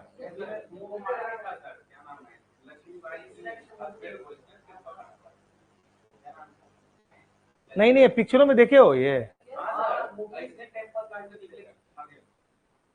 अच्छा, छुरा से मार दिया। अच्छा इधर देखिए, इस टेम्पल की खासियत यह है कि इसके अंदर जो गर्भगृह है, इस पर किसी एक टाइम पर जो है ना सूर्य की रोशनी डायरेक्ट पड़ता है, समझा। सन टेम्पल है ये, सन की पूजा होती है। ये टेम्पल वर्ल्ड हेरिटेज साइट का पार्ट है। इसकी खासियत यह है कि देयर इज अ स्टेयर्स, और इसके नीचे पॉन्ड है, जो नर्दर्न स्टाइल में नहीं पाया जाता है। नर्दर्न स्टाइल में याद करना, there is no water source, पर वलाभी स्टाइल एक ऐसा टेम्पल आर्किटेक्चर है जहां पे, तो अब यूपीएससी यहां खेल जाता है। हाँ पिलर ओपन है, चारों तरफ से खुला हुआ है। सर प्लीज जाइए सर, गुजरात में है। Have you ever visited Gujarat? कभी गए हो गुजरात में? बिल्कुल जाइए सर, बहुत इंपॉर्टेंट है। गर्भगृह जो है is connected with the mandapa. मंडप क्या होता है? मंदिर का मंडप किसे कहते हैं? अरे जिस सामने से मंदिर है ना, ये सामने मंदिर के सामने एक चबूतरा होता है, देखा आपने? जहाँ पे आंटी लोग बात कर रही होती है, लड़का लड़की चिटचैट कर रहा होता है। अभी इस्कॉन नहीं रहे, सब मंदिर में होता है। मंदिर जो घुसे हो उसके सामने देखना, कई बार पूजा पाठ भी मंडप में ही होता है, अंदर गर्भगृह में जगह कम होता है। हाँ हाँ हाँ हाँ, मंडप पीपल गैदरिंग के लिए होता है। हाँ हाँ, तो मंडप जो होता है ना, मंडप बना होता है, तो मंडप जो है वो गर्भगृह से कनेक्टेड है। स्टेप टैंक्स हैं। मोढेरा सन टेम्पल ये टिपिकल स्टाइल का है, इसे सोलंकियों ने बनवाया था, राजपूतों ने। एक बात और बहुत इंपॉर्टेंट है, ये एक वर्ल्ड हेरिटेज साइट है, ये 10th सेंचुरी का है, 11th सेंचुरी का, बहुत पुराना, आज से 1000 साल पुराना है ये। वो भी है मैम, खजुराहो पढ़ा ना मैंने, सब बताया, पूरा टेम्पल वर्ल्ड हेरिटेज साइट का पार्ट। बात समझी कि नहीं? आप ऐसा कुछ करिए ज्योतिर्लिंग आपका वर्ल्ड हेरिटेज साइट बन जाए, कुछ कर ही नहीं रहे मैम। आप छोड़ दीजिए, दक्षिण भारत के लोग अट्रैक्ट नहीं हो रहे हैं, आपने पॉपुलैरिटी नहीं बनाई, भजाया ही नहीं आप लोगों ने उसको। उत्तर झारखंड सरकार अगर चाहे तो केवल ये जो आपका जो ये कॉम्प्लेक्स है, जो बासुकीनाथ और ये कौन मंदार वन वगैरह जो है, ये पूरे एरिया को जो है डेवलप करे सर। बेसिक एम्यूनिटीज नहीं है वहां पर सर, लोकल इकोनॉमी इतना ज्यादा पर बेसिक एम्यूनिटीज नहीं है। आपको बेसिक एम्यूनिटीज प्रोवाइड करना चाहिए। टेम्पल इज वेरी वेरी बहुत डेंजरस है अंदर जाना। टूरिज्म अट्रैक्ट करने के लिए कुछ तो करना चाहिए। साउथ इंडिया देखिए, बाबा विश्वनाथ मंदिर जो है वो भी एक ज्योतिर्लिंग है सर। एक सेकंड मेरी बात सुन लीजिए, बाबा विश्वनाथ भी एक ज्योतिर्लिंग है ना, और वैद्यनाथ भी एक ज्योतिर्लिंग है, और ये पूर्वी भारत का पहला ज्योतिर्लिंग है ये, इधर तो कोई और ज्योतिर्लिंग नहीं मिलता है। तो क्या कारण है कि बाबा विश्वनाथ में दक्षिण भारत के लोग आ रहे हैं, वैद्यनाथ में नहीं आ रहे हैं? देखिए कि एडमिनिस्ट्रेटर का दिमाग ऐसे काम करता है, नहीं समझा? आप अगर विश्वनाथ मंदिर जाएंगे तो गुजराती भी दिखेंगे, दक्षिण भारत के लोग भी दिखेंगे। ये क्यों? क्योंकि हमारे उनके जो चीफ मिनिस्टर हैं वो विश्वनाथ मंदिर को बहुत प्रमोट करते हैं। वो पूरा हेरिटेज आर्क वार्क सब मोदी जी भी प्रमोट करते हैं। तो लोग विश्वनाथ मंदिर कॉरिडोर बनवा दिया, ये दिया, तब तो लोग और देखने जाते, अरे अब तो बहुत अच्छा हो गया, चाहो जाओ देख के आओ। हाँ, तो वो कॉरिडोर डेवलपमेंट कर दिया, ये फलाना डिमागा कर दिया। और यहाँ पर आप बताइए, वैद्यनाथ मंदिर है, ये भी ज्योतिर्लिंग है, ज्योतिर्लिंग का समान महत्व होता है। तो दक्षिण भारत के लोग क्यों नहीं आ रहे हैं? पश्चिम भारत के क्यों नहीं, प्रमोट ही नहीं करते तुम? आधे लोगों को पता ही नहीं है, यूपी बिहार वाले, यूपी को तो पता ही नहीं, बिहारी को पता भी है। यूपी में आप पश्चिम यूपी में चले जाएंगे आप तो उनको पता ही नहीं है क्या था वैद्यनाथ बाबा धाम, देवघर। कौन देवघर? रांची वाला? अरे नहीं रे बेवकूफ।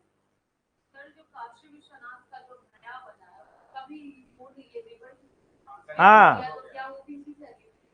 हाँ, नगरा में ही है, काशी विश्वनाथ नगरा में है, पहले से ही नागर में है। नहीं नहीं, अब तो कनेक्ट किया हो तो खैर अलग चीज है, मतलब वो वर्ल्ड हेरिटेज साइट भी नहीं। मेरा क्या कहना आप समझिए, एक एडमिनिस्ट्रेटर का कंसर्न समझिए आप। कल की डेट में आप एक एडमिनिस्ट्रेटर बनेंगे तो आपका कंसर्न ये नहीं होना चाहिए कि मंदिर गए, पूजा पाठ कर लिया, बहुत बढ़िया दर्शन हुआ, चलो। आप एक एडमिनिस्ट्रेटर हैं, आप बोलिए कि बाबा विश्वनाथ जो है महाबलेश्वर ज्योतिर्लिंग है, महाराष्ट्र का। दक्षिण भारत के लोग, पूर्वी भारत के लोग आप तक जानते हैं, इतने दूर की चीजें जाते हैं हम लोग, सबको है ना सर। बाबा वैद्यनाथ के बारे में कितने लोग जानते हैं?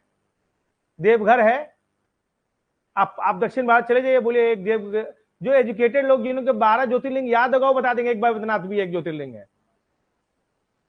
अरे आपको खूब इसको इनकैश करना चाहिए। झारखंड सरकार को चाहिए कि एकदम बढ़ा चढ़ा के दिखाए, आर्किटेक्चर डेवलप कर दे, शिवगंगा है उसको क्लीन करवाए, पॉन्ड साफ करवाएं, और उसके बाद पूरा कनेक्ट करें कॉरिडोर तक, डायरेक्ट लोग जाएं, नहा के वहां जाएं।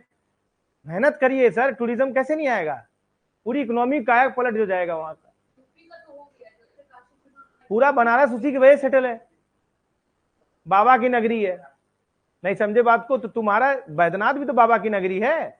लोग कितने श्रद्धालु जाते हैं यूपी बिहार के, बहुत श्रद्धालु जाते हैं। साउथ इंडिया क्यों नहीं केटर हो पा रहा है, वेस्ट इंडिया क्यों नहीं केटर हो पा रहा, कितने गुज्जू आते हैं, कितने मराठी आते हैं, कितने बंगाली आते हैं, प्रमोट ही नहीं होता यहां पर। ये कहने की कोशिश कर रहा हूं मैं, अगर आप उसको प्रमोट करेंगे ना सर, यूपी बिहार कोई नहीं झेल पा रहे हैं उस जगह पर, दिक्कत होती है कि नहीं। हाँ होटल सर, खाना पीना एकदम दिमाग खराब हो जाएगा सर आपका। तो टूरिज्म ही बहुत खराब है सर, बहुत खराब है टूरिज्म। सर आप सोचिए कि अयोध्या का मंदिर अभी बना है, आपको मालूम भी नहीं है कि अयोध्या क्या हुआ है। एक पूरा वर्ल्ड इंटरनेशनल लेवल का एक जो है वाल्मीकि इंटरनेशनल एयरपोर्ट बना दिया गया। तो आप खर्चा करिए, आप खर्चा करिए, देखिए कैसे लोग आएंगे, दूर दूर के लोग जा रहे हैं कि नहीं अयोध्या में, साउथ इंडिया दक्षिण में। तो आपने अभी का एक धाम बना दिया, एक स्टोरी नैरेटिव सेट कर दिया और लोग आने लगे कि नहीं। तो एक एडमिनिस्ट्रेटर का पर्सपेक्टिव जो होता है ना, वो किस तरीके से स्टेट एक्सटेकर बढ़े वो करना होता है। मैडम किसी एक राज्य में अगर ज्योतिर्लिंग मिल गया मतलब पूरे राज्य की इकोनॉमी चल सकती है वहां से। अगल बगल की भी सर। नहीं, पूरे एक राज्य की इकोनॉमी चल सकती है एक ज्योतिर्लिंग से, अगर आप उसको इनकैश करना जानते हो तो। लगता ही नहीं है कि कोई आर्किटेक्चर है, आर्किटेक्चर छोड़ दो यार, व्यवस्था ही नहीं है वहां पर। थोड़ा रिनोवेट कराइए, थोड़ा चीजों को देखिए। ज्योतिर्लिंग है सर आपका वो, नहीं समझे बात को। धर्म देखिए, भारत में religious tourism is very very very important. आज भी लोग टूरिज्म के नाम पर रिलीजियस टूरिज्म ही करते हैं। आपके यहाँ भी मानसिकता क्या होगा, अरे चल ना यार साउथ इंडिया, अरे चल ना एक काम करते रामेश्वरम चलते हैं, वही साउथ इंडिया भी घूम लेंगे। नहीं समझा। जो बैचलर होते हैं कहते हैं चले यार गोवा चले जाते हैं। गोवा में कोई देवी है क्या, यहाँ पर कोई मंदिर वंदिर नहीं है। नहीं समझा बात को है। आज चलो मुंबई घूमने का मन कर, अच्छा मुंबई घूमने का, चल यार वहां पे सिद्धि विनायक मंदिर भी है, वही घूम लेंगे और सिटी भी चले जाएंगे और वहां से भी मुंबई भी घूम लेंगे। हर जगह पे आपका यही कॉन्सेप्ट रहता है कि कोई मंदिर घूम ले और उसी के साथ वो जगह भी घूम ले। तो अगर आप मंदिर घूमेंगे, वो पूरा एरिया को आप लोकेट कर देंगे तो पूरी इकोनॉमी क्रिएट हो जाएगी कि नहीं, जबकि वो कैश ही नहीं किया उस चीज को। डीएमएच देख रहा, देवघर म्युनिसिपल कॉर्पोरेशन का खर्च पूरा ऐसे पड़ा हुआ है, शिवगंगा गंदा पड़ा हुआ है। मतलब साफ कराओ यार, चीजों को रिनोवेट करो थोड़ा सा, देखिए कैसे टूरिस्ट आएंगे आपके पास। और उसको थोड़ा प्रमोट कराइए। Jharkhand tourism, Baba Vaidyanath one of the Jyotirlingas, Amitabh Bachchan, किसी को एडवर्टीजमेंट डालिए, देखिए कैसे काम होता है काम। नहीं सर, किसी कि अगर आपके पास पैसा नहीं है तो किसी मिलिंदा गेट्स फाउंडेशन या किसी एनजीओ से कनेक्ट करिए, वर्ल्ड एनजीओ से, उसको दिखाइए कि it has a huge investment potential. बात समझा कि नहीं, बात समझा। तो उसको तुम डेवलप कर सकते हो। This is the perspective of reading temples and mosque. बात समझा कि नहीं। कोई भी रिलीजियस प्लेस, चाहे वो मॉस्क हो, चाहे वो चर्च हो, चाहे वो टेम्पल हो, it is basically the centre of socio economic religious centre होता है वो। उसको आपको इनकैश करके आपको टूरिज्म, आपको इकोनॉमी ग्रोथ करना होता है। नहीं समझा सर हैं। दिल्ली भी चाहे तो अपने आप को बहुत कर सकता है, अगर ये जामा मस्जिद का बेल्ट जो है इसको ठीक कर दे तो चूंकि दिल्ली ऑलरेडी एक हॉटस्पॉट होता है, अट्रैक्शन सेंटर होता है, कैपिटल ऑफ इंडिया, तो चल जाता है वहां पे, लोग गए तो चले भी गए।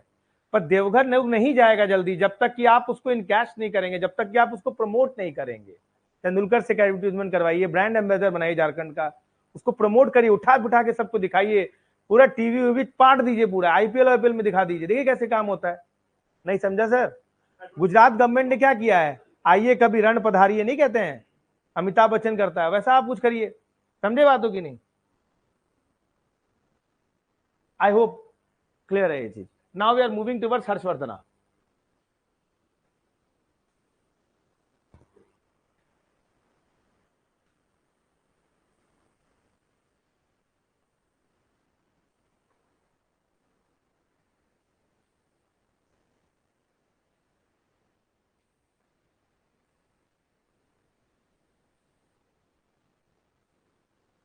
This is our last topic, I guess, in ancient history. बोलिए। क्यों क्लियर करना, छोड़ दीजिए। आप मानिए कि ये मैटर ऑफ डिबेट है, आपको क्यों, जरूरी नहीं है कि हर कंफ्यूजन का सोल्यूशन निकाला ही जाए, नहीं? अबू बकर थे या अली थे, क्या जानना जरूरत है जानना, रहने दीजिए। दो अलग अलग फिलॉसफीज हैं, मान लीजिए दोनों ही सही है सर? क्यों किसी कंक्लूजन पे आना? क्योंकि जब हम कंक्लूजन पे आते हैं तो हम चश्मा पहन लेते हैं और रंगीन भी हो जाता है, नहीं? रहने दीजिए ना, बहुत सारे रंग है, सबको जिए। हमको तो श्वेतांबर भी दिखने चाहिए और दिगंबर भी दिखने चाहिए। हम तो महायानी को भी चाहते हैं, हिनायन को भी चाहते हैं, नहीं मैम? हम तो शिया को भी देखना चाहते हैं, सुन्नी को भी देखना चाहते हैं। थोड़ी डाइवर्सिटी रहने दीजिए ना। हम वैष्णवाइट को भी देखना चाहते हैं, हम शैवाइट को भी देखना चाहते हैं। यही तो भारत है ना, कुल मिलाकर भारत इसी को कहते हैं, रंगीन। कई सारे मोज़ाइक ऑफ कल्चर, कई सारे संगमरमर अलग अलग रंग के हैं। क्या कनाडा में जीना चाहते हो, जहां पे तो वेदर भी एक ही है, लोग भी एक ही हैं?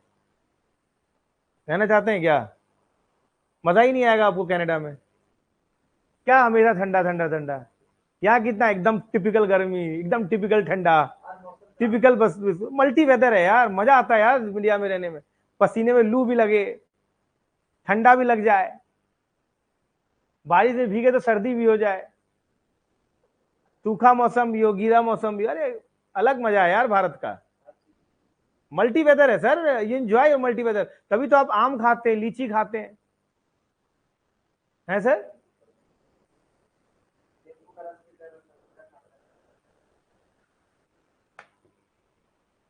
सही बोला। चलिए सर शुरू करते हैं।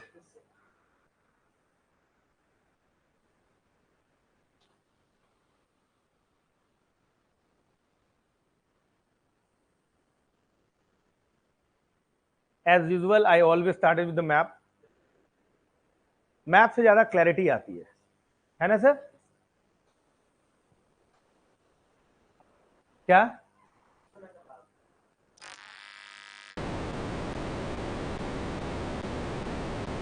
हाँ, सवाल। ये अच्छा एडमिनिस्ट्रेटर बनेगा ये। थोड़ी देर रुक जाऊं क्या? पढ़ाएं क्या?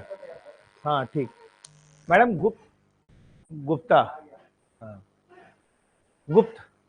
गुप्ता क्या हुआ सर? धीमे धीमे डिक्लाइन पे चला गया भाई। कौश चंद्रगुप्त टू के बाद कोई एबल रूलर नहीं आया। एक बड़ी गलती हो गई सर, ये लोग भी अपने उत्तर पश्चिम भाग को मजबूती से रख नहीं पाए। मैम प्रॉब्लम हुआ ना, उत्तर पश्चिम भारत को नहीं रखोगे तो क्या होगा? बाहर से फॉरेनर आ जाएंगे। ये अभी से आप ये कहानी नॉर्मल रख लीजिए, अशोका के टाइम से शुरू हुआ है ये, गुप्तों में भी यही हुआ है। और ध्यान रखिएगा मैंने क्या बताया, एक मजबूत शासक, इधर देखो, एक मजबूत शासक, मजबूत एम्पायर, उसका विखंडन हुआ तो क्या हुआ? बाहर से लोग आते हैं और छोटे छोटे जो फ्यूडल लॉर्ड्स होते हैं वो अपने आप को क्या कर लेते हैं? इंडिपेंडेंट कर लेते हैं। मौर्यों के बाद भी यही हुआ है, गुप्तों के बाद भी यही होगा। गुप्त में क्या होगा? उत्तर पश्चिमी भाग से कौन आएंगे? हुन कौन है? सेंट्रल एशियन ट्राइब्स, वो लोग भारत में आ जाएंगे। और गुप्त कमजोर हुए तो क्या हुआ? छोटे छोटे फ्यूडेटरीज में, और ये इन्होंने तो खूब फ्यूडल। मौर्य जब डिक्लाइन कर गए और इंडिपेंडेंट किंगडम बन गया तो गुप्तों ने तो जमीन ही दे दिया है, नहीं समझा? तो गुप्तों ने तो खूब फ्यूडलिज्म को बढ़ावा दिया है, हवा दिया है, फूक फूक के। तो अब तो कई फ्यूडल लॉर्ड आएंगे और अपने आप को इंडिपेंडेंट भी कर लेंगे। क्या मैं गलत बोल रहा हूं, सही बोल रहा हूं? है ना? तो खूब ये लोग फूक फूक के वो करेंगे। तो ऐसे ही कई सारे जो है, देखो ये लेटर गुप्ता दिखाई दे रहा है, ये देखो छुटका एरिया में बढ़ गया है। ऐसे ही देखो थानक, ये देखो स्थान विश्वरा, मथुरा, विदिशा, मैत्रिका, मौखारीस, कालचुरीज, याद रखना सर क्या क्या है? स्थानेश्वर, मथुरा, मौखारीज, कालचुरीस, ये देख रहे हो कालचुरीस,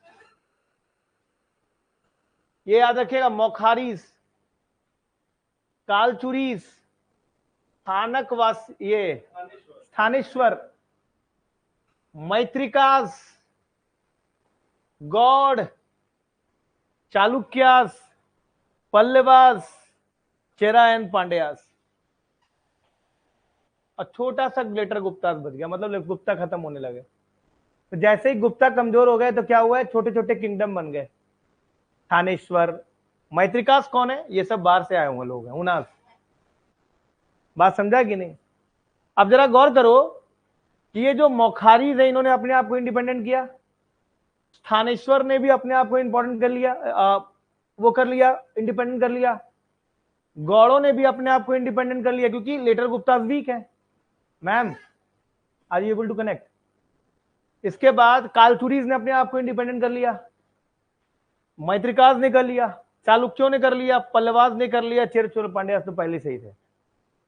क्या हो गया, इंडिपेंडेंट कर लिया। यानी कि एक मजबूत एम्पायर या एक कंसोलिडेटेड एम्पायर वीक हुआ और लोगों ने क्या किया, अपने आप को इंडिपेंडेंट कर लिया।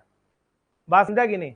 अब जरा एक बात गौर करना, गुप्ता डिक्लाइन होने के बाद लेटर गुप्ताज में बंगाल किसी और के हाथ में है और गुजरात किसी और के हाथ में है। ट्रेड खत्म, ट्रेड खत्म, पैसा खत्म। अब जब तुमको ट्रेड हो ही नहीं रहा है, पैसा है नहीं, तो तुम पाटलिपुत्रा में रह के भी क्या कर लोगे? कुछ नहीं करोगे। तो तुम्हारी जनरल टेंडेंसी क्या होगी कि भाई एक ऐसी जगह ढूंढो जो नदियों से घिरा हुआ हो, ऊंचा हो, समझ में आ रहा है कि नहीं, और जहां से बंगाल और गुजरात दोनों नजदीक पड़ता हो, ताकि एक समय में आकर हम इस पे कमांड कर सके। नहीं समझी बात? समझी जी आप? क्या बोला मैं अभी, बताइए मैडम। आपको कहना था कि जब कंटिन्यू जब ये डिवाइड होगा तो उसका वैसे ही वीक पड़ेगा। इन लोगों को एक ऐसा सेंटर ढूंढना था जहाँ ये गुजरात भी इनके पास रहे और बंगाल भी रहे, कि वो बीच सेंटर का कोई एरिया। हाँ, तो अब ये क्या करेंगे, अपने आप को पाटलिपुत्रा से शिफ्ट करके कहां ले जाएंगे? कन्नौज। ये देखो, यहां आ जाएंगे। क्यों? इसका यहां आने का क्या फायदा है मैम? यहां आने का फायदा यह है कि ये गंगा यमुना दोआब पे पड़ता है, तो दो नदियों के बीच में, तो नदी तो क्रॉस करना पड़ जाएगा मैम। पॉइंट नंबर 1, कन्नौज जो एरिया है, यहाँ पे बड़ी बड़ी छोटी छोटी पहाड़ियां हैं, हालांकि ये गंगा के दोआब में है, पर ऊंचाई है थोड़ा सा हल्का। तो यहाँ पर आपको क्या होगा, ऊंचाई पे रहना हमेशा एक स्ट्रेटेजिक एडवांटेज देता है। क्या देता है? कि आप वहां किला बनाकर नजर रख सकते हैं। बात समझा? और दूसरी बात, कन्नौज से गुजरात भी नजदीक है और बंगाल भी नजदीक है। बात समझे? तो Pataliputra loss relevance and Gujarat, Kannauj got prominence. Pataliputra का महत्व खत्म हुआ और कन्नौज का महत्व क्या हुआ मैम? बढ़ गया। समझे बात होगी नहीं? ये कहानी ट्राइपार्टाइट स्ट्रगल पे जाएगी, बहुत तगड़ी वाली। बात बुझे बढ़िया से? तो कन्नौज का सिग्निफिकेंस समझ में आ गया। ठीक, अब देखो यहाँ पे छोटे छोटे फ्यूडल लॉर्ड्स हैं, और फ्यूडल लॉर्ड्स में आपस में लड़ाई होती है कि किसकी हो, वरीयता की लड़ाई। समझे बात हो कि नहीं मैम? तो मोखारीज क्या चाहेंगे कि हमारा वरीयता है, क्योंकि हम तो कन्नौज में है। मोखारीज देखिए कन्नौज के पास है मोखारीज। अच्छा, कालचुरीज क्या कहेंगे कि मुझे भी चाहिए कन्नौज, वैसे भी उत्तर पथ पे पड़ता है कन्नौज, सिल्क रूट से कनेक्ट हो जाऊंगा मैं, ट्रेड, पैसा, सब कुछ पैसा है सर। अच्छा, कन्नौज दोनों से बराबर डिस्टेंस पर भी है, नदी के पास है, फर्टाइल लैंड भी है, गंगा यमुना का दोआब भी है, बहुत फायदे हैं कन्नौज में रहने के। बात समझा कि नहीं? और वैसे भी अब ट्रेड वेड खत्म हो गया है, लॉस रेलिवेंस तो कोई मतलब नहीं बनता यहाँ का। बात समझा? तो कालचुरीज भी चाहेंगे हम कन्नौज जीत जाए, गौड़ भी चाहेंगे हम कन्नौज जीत जाए, क्योंकि गौड़ अगर कन्नौज जीत जाएंगे तो फायदा क्या होगा, गुजरात के पास आ जाएंगे वो, तो गौड़ भी चाहेंगे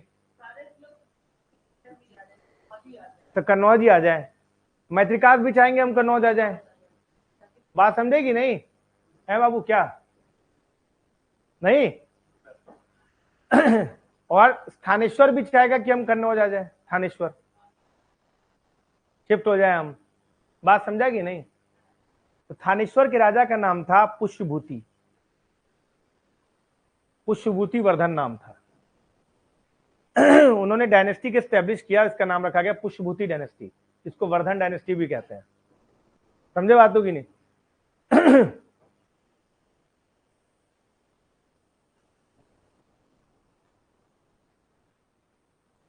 पुष्यभूति वर्धन के जो पौत्र थे उनका नाम था प्रभाकर वर्धन। प्रभाकर वर्धन ने कहा कि भाई एक काम करते हैं, बेटे थे उनके प्रभाकर वर्धन। प्रभाकर वर्धन ने कहा कि नहीं, अभी अपने को कन्नौज जीतने का है, तभी अपन बंगाल और गुजरात जीत पाएंगे, अपने को कन्नौज जीतने का है। कन्नौज मोखारी से लड़ाई भी किया। फाइनली ये डिसाइड हुआ कि मोखारियों से लड़के अपने आप को बर्बाद करते। देखिए समझिए बात को, अगर कोई थानेश्वर का बंदा है तो वो पहले क्या चाहेगा कि भैया कन्नौज आ जाए, कन्नौज आ जाए। और अगर वो कन्नौज आ गया तो उसकी लेटर गुप्तास को हरा के उसे गौड़ पहुंचना होगा, और इधर उसको मैत्रिकाओं को हराना होगा। तो पहले ये कन्नौज जीतेंगे फिर ये काम करेंगे। समझे बातों की नहीं? तो मोखारी के एक राजा हुआ करते थे गौरवर्मन। गौरवर्मन नहीं, गौरवर्मन थे वो। समझे बातों की नहीं? तो बाद में क्या हुआ कि मोखारियों ने कहा कि ठीक है, लड़ते नहीं है, दोस्ती कर लेते हैं और रिश्तेदारी में बदल लेते हैं। तो प्रभाकर वर्धन की जो बेटी थी उसका नाम था राज्यश्री। प्रभाकर वर्धन के 3 बच्चे थे। प्रभाकर वर्धन के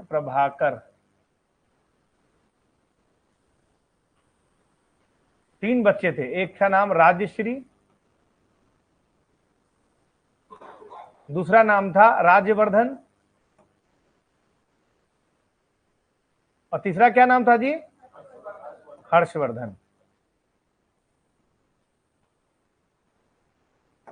बात समझा? ये बड़ा बेटा था, ये छोटा बेटा था। बात समझी? नियम प्राइमोजेनिचर, बड़ा बेटा राजा बनेगा। समझे? प्रभाकर वर्धन ने अपनी बेटी राजश्री की शादी किससे करवाया? मोखारी रूलर गौरवर्धन से, है ना मैम? गौरवर्मन था नाम उसका। हाँ, पता नहीं यार, अलग अलग नाम लिखते हैं, कुछ लोग गौर लिखते हैं, कुछ लोग ग्रह लिखते हैं, कुछ लोग गुरु बोलते हैं। मैं गौर बोलूंगा क्योंकि एनसीईआरटी में आपका यही शब्द है, ठीक है। गृहवर्मन भी कई लोग लिखते हैं। तो उसकी शादी करवाई गई किससे? मोखारी रूलर से। बात समझा? तो भैया रिश्तेदारी हो गई, तो मोखारी क्या हुआ?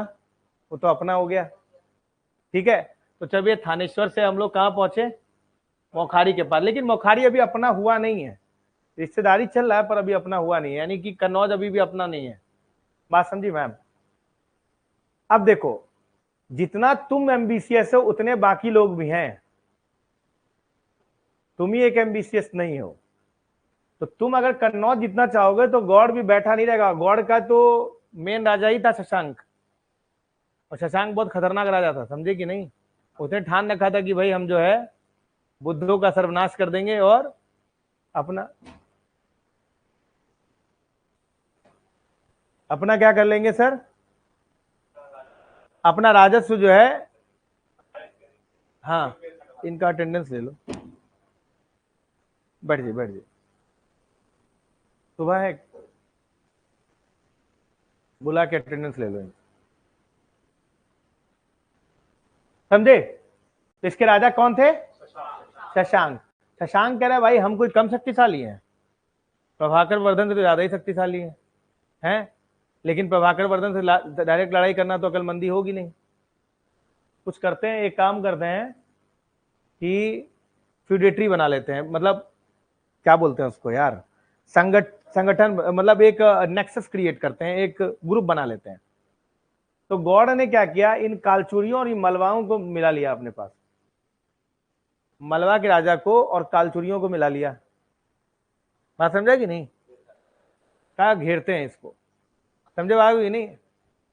और हाँ, इसने क्या किया, गौड़, कालचुरी और मलवा लोगों ने मोखारी रूलर पर अटैक कर दिया। मोखारी रूलर पर अटैक किया तो राजश्री के जो पति थे, जिसको तुम लोग गृहवर्मन कह रहे हो, मैं गौरवर्मन कह रहा हूं, उसको मार दिया। और इनकी जो बहन थी राजश्री, उसको क्या कर लिया, कैप्चर कर लिया। समझ में आया कि नहीं?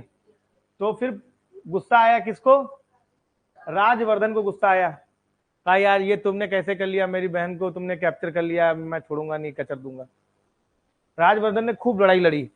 अब भाई अकेला राजवर्धन, और यहाँ पे गौड़ भी है, कालचुरी भी है, मलवा भी है, अभी टिक तो नहीं पाएंगे। तो क्या हुआ फिर, गौड़, कालचुरी और मलवा से लड़ाई किया राजवर्धन ने, और लड़ते लड़ते मर गया। तो अब इसका काम खत्म, ये कैप्चर्ड है, बचे हर्षवर्धन। हर्षवर्धन ने कहा मेरे होते हुए फैजल बदला लेगा, लेगा, दादा का सबका बदला लेगा। थानेश्वर की ही बात हो रही है भाई भाई। अरे तुम फिर किधर हो, तुम अभी यहाँ हो? प्रभाकर वर्धन थानेश्वर के ही तो थे ना। मखारी से कहा कि भाई कोलेट्रल डैमेज क्या करेंगे, दोनों ने अगर चीटी हो गया होगा तो भाई कर लेते, शादी कर लेते, बात खत्म हो गया। हाँ बस, कौन वीक, हाँ तो कर लिया, तो मुखारिज में था ही, तो मुखारिज के वो क्या था, एग्जिस्टेंस थानेश्वर के सामने क्या था, कमजोरी थे वो, शादी कर लिया, कहा चलो तुम ठीक हो, कोई दिक्कत नहीं है। लेकिन इस लड़ाई से जब राजवर्धन की डेथ हो गई तो हर्षवर्धन आ गए।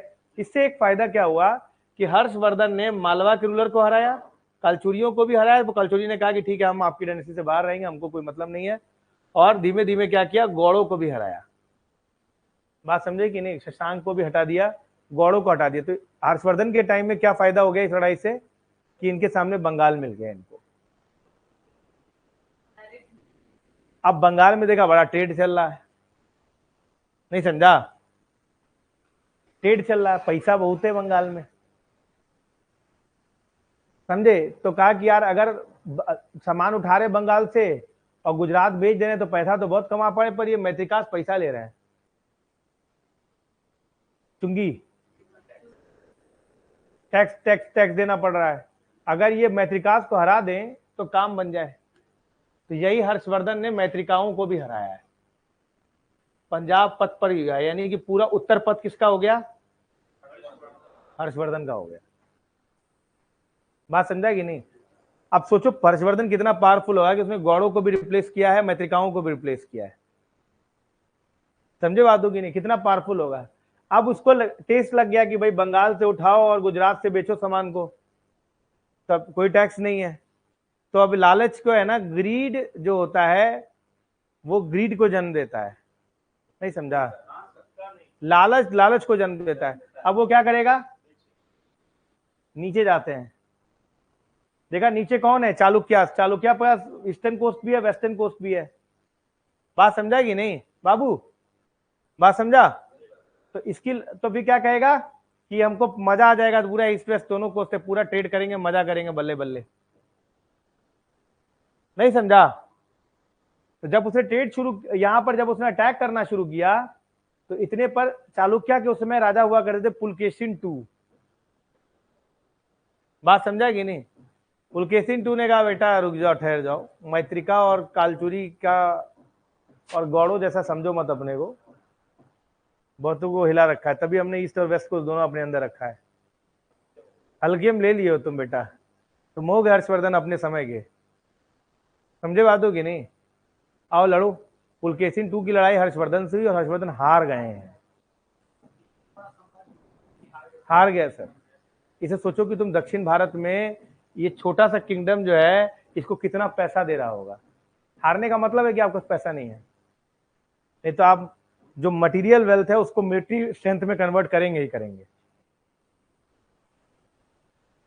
बात समझेगी नहीं? और पुलकेशिन II ने हरा दिया है। अब ऐसे नहीं हराया, एक असम्मानजनक चीटी हुई है कि बेटा तुम नर्मदा के नीचे तो कभी कदम रखना मत गलती से भी, इससे नीचे तुम्हें कदम रखने की जरूरत नहीं। ये जो एरिया है इससे नीचे क्या, तो लूट तो लिया ही है इसने, पूरा एरिया अपने अंदर कर लिया है भाई, तुम्हारे हालत खराब कर दिया और पुलकेशिन II ने। तुमको नहीं मानोगे क्या? बोल दिया कि तुमको south of the Narmada cross नहीं करना है, नहीं तो कचर दिए जाओगे। हर्षवर्धन ने कहा भाई गलती हो गई, दोबारा कभी नहीं आएंगे। बात समझेगी नहीं? हालांकि बाण भट्ट अपने हर चरित्रा में कहते हैं कि ऐसा कुछ नहीं हुआ था।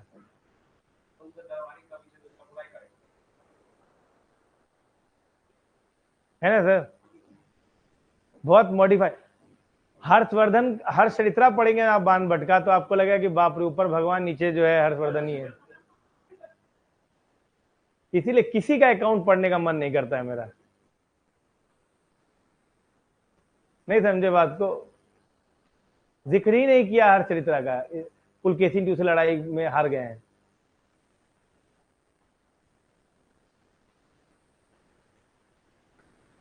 बात समझे कि नहीं? सच was the might of the Chalukyas. अब नीचे आए, थोड़ा सा एक साथ पॉलिटिकल हिस्ट्री डिस्कस करें, ज्यादा बढ़िया है ताकि आपके लिए इजी हो जाए। याद है यहां पर ही जहां पे चालुक्य है, यहां पे हम लोग जब मौर्य के समय पढ़ रहे थे तो कौन था? सातवाहन था। सातवाहन के बाद जो डायनेस्टी आती है वो आती है वाकताक। सातवाहन की कहानी हमने पढ़ लिया था, शतकर्णी 1, शतकर्णी 2, वशिष्ठ पुत्र पुलामयी वगैरह पढ़ लिया था। सातवाहन के बाद जो कहानी आती है वो क्या आती है सर? वाकताक। वाकताक के बारे में एक बात याद है जिसको चंद्रगुप्त टू ने की बेटी जो शादी हुई थी प्रभावती का, उसकी शादी किससे हुई थी? वाकताक से। अरे वो शाका वाला उठा के ले गया था उसकी भाभी को। उसकी बेटी की शादी वाकताक से हुई थी ना, तो वाकताक का वर्चुअल एम्पायर रूल बन गया था। वाकताक के बाद आए हैं चालुक्य। नहीं समझा? कौन आए हैं? चालुक्यास आए हैं। अच्छा, चालुक्यास जो है तुम्हें 3 बार सुनाई देने को मिलेगा। एक सुनेगा तुमको वेस्टर्न चालुक्यास, दूसरा सुनने को मिलेगा वेंगी चालुक्यास, और तीसरा मिलेगा कल्याणी चालुक्यास। मैं बता सकता हूं कि कितने भी बड़े बड़े महारथी हो आपके इतिहास के शिक्षा में, इन तीनों में अंतर बता नहीं पाएंगे। अलग अलग हैं। हाँ बताइए सर।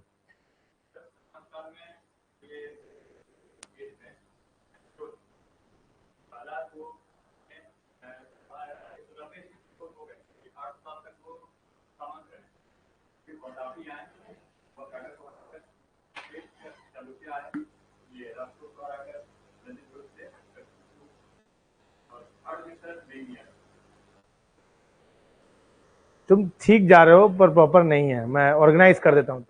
तुम्हारी बात को थोड़ा सा इधर खिचड़ी बना हुआ है, बताता हूं मैं।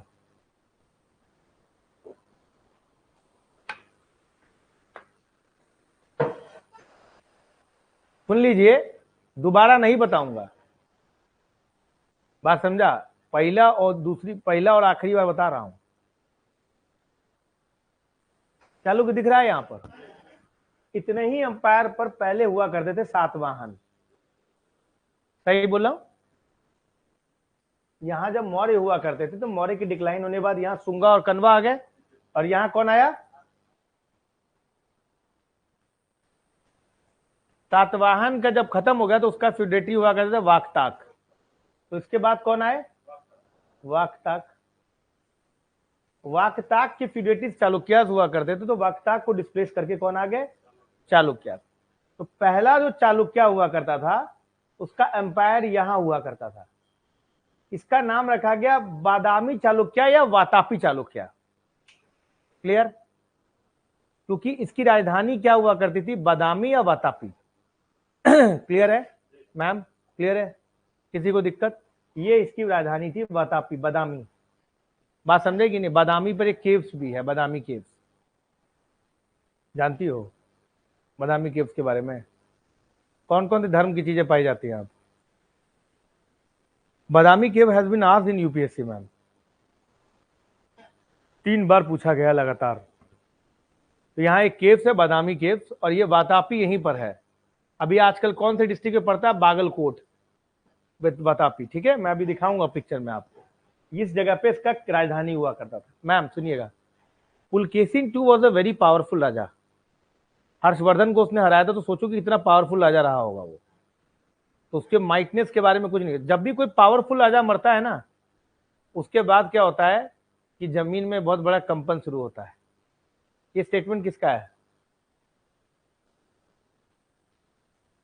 जब भी कोई महान आदमी मरता है, जब कोई महान वृक्ष टूटता है, तो जमीन में कंपन होता है।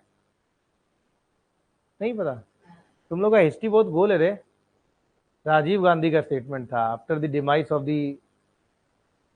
Indira Gandhi, and that led to the Delhi riots. नहीं पता? कोई पता नहीं, कुछ भी नहीं, कोई आइडिया नहीं? इसी गोले पे हो ना सब कोई। बहुत बड़ा स्टेटमेंट था राजीव गांधी। राजीव गांधी ने ये कहकर खुला छूट दे दिया था दिल्ली राइट्स के लिए। अब जो सरदारों के साथ हुआ था ना, वो बहुत गलत हुआ था। अब बात समझ रहे हैं कि नहीं? जब आप ऐसा स्टेटमेंट दे देंगे ना, तो इसका मतलब आपने आंख बंद कर लिया है। मैम ये देखिए, तो जब पुलकेशिन II की डेथ हुई, तो एक बड़ा पावरफुल आया था, जमीन में कंपन होगा, मतलब अंपायर थोड़ा वीक होगा। तो इन वेंगियों ने अपने आप को क्या कर लिया? आजाद कर लिया। नहीं समझा? वेंगियों ने कहा कि भाई हम आजाद होंगे। क्यों? क्योंकि इनके पास ईस्ट कोस्ट है, कह रहा है हम अपना चला लेंगे, अब आप टेंशन मत लो। और सबसे जबरदस्त ये वेंगी जो पड़ता है, ये कृष्णा और गोदावरी और कृष्णा के बीच में पड़ता है। तो एकदम मक्खन है, मक्खन मक्खन, समझ रहे हो? मतलब बहुत पैसा है यहाँ पर। क्यों? क्योंकि इस जगह पे फर्टिलिटी बहुत ज्यादा है। बात समझा कि नहीं? तो इन्होंने क्या कहा कि भैया यहाँ पे तो फर्टिलिटी बहुत ज्यादा ही है, तो अपने को बहुत पैसा मिल जाएगा। तो चालुक्यों से इन्होंने अपने आप को अलग कर दिया और इसका नाम रख दिया वेंगु चालुक्य। जब बादामी चालुक्य था, उसी के समय जो है पुलकेशिन II के डेथ होने के बाद वेंगी चालुक्यों ने अपने आप को अलग कर लिया। जब इन्होंने अपने आप को अलग कर लिया, तो इसका नाम रखा गया वेस्टर्न चालुक्यास, इसका नाम रखा गया ईस्टर्न चालुक्यास। बुझा? नहीं बुझी? मतलब ये पश्चिमी चालुक्य और ईस्टर्न। इसीलिए आप कभी सुनते होंगे कि ये बादामी चालुक्य है, और कभी सुनते होंगे ये वेस्टर्न चालुक्य है। अलग कर लिया, अब पावरफुल है ही नहीं उतना राजा। ये चालुक्य ही थे ना, ये सब चालुक्य थे। बात समझा कि नहीं? तो इन्होंने अपने आप को वेंगी चालुक्य कह लिया और इन्होंने वेस्टर्न चालुक्य कहना शुरू कर दिया, बादामी चालुक्य कुछ भी। अब जब पुलकेशिन II की डेथ हो गई, तो जब चालुक्य अलग हो गए, तो अगर आसपास वाले को तो ये आइडिया लग जाएगा ना कि भैया ये अंपायर वीक हो गया है। इनके फ्यूडेटरीज का भी अंदाजा लग गया होगा कि इनका अंपायर वीक हो गया है। बात समझा? तो इनके आखिरी राजा हुआ करते कीर्तिवर्मन, और इनका एक सेनापति हुआ करता था दंडी दुर्ग। समझे बात हो कि नहीं? तो दंडी दुर्ग ने इसी बादामी चालुक्य के आखिरी राजा कीर्तिवर्मन को मार दिया और खुद राजा बन गए। तो इस प्रकार चालुक्य डायनेस्टी यहां से खत्म और दुर्ग नहीं, राष्ट्रकूटास डायनेस्टी शुरू। यही वो राष्ट्रकूटा है जो चाहेंगे कि मेरे को कन्नौज मिल जाए। कुछ जुड़ रहा है? कहानी जुड़ रहा है मैडम?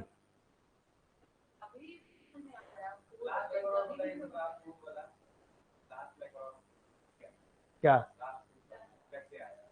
वही बोला ना मैंने, पुलकेशिन II के बाद कंपायर वीक हो गया। Pulakeshin II was a very powerful king.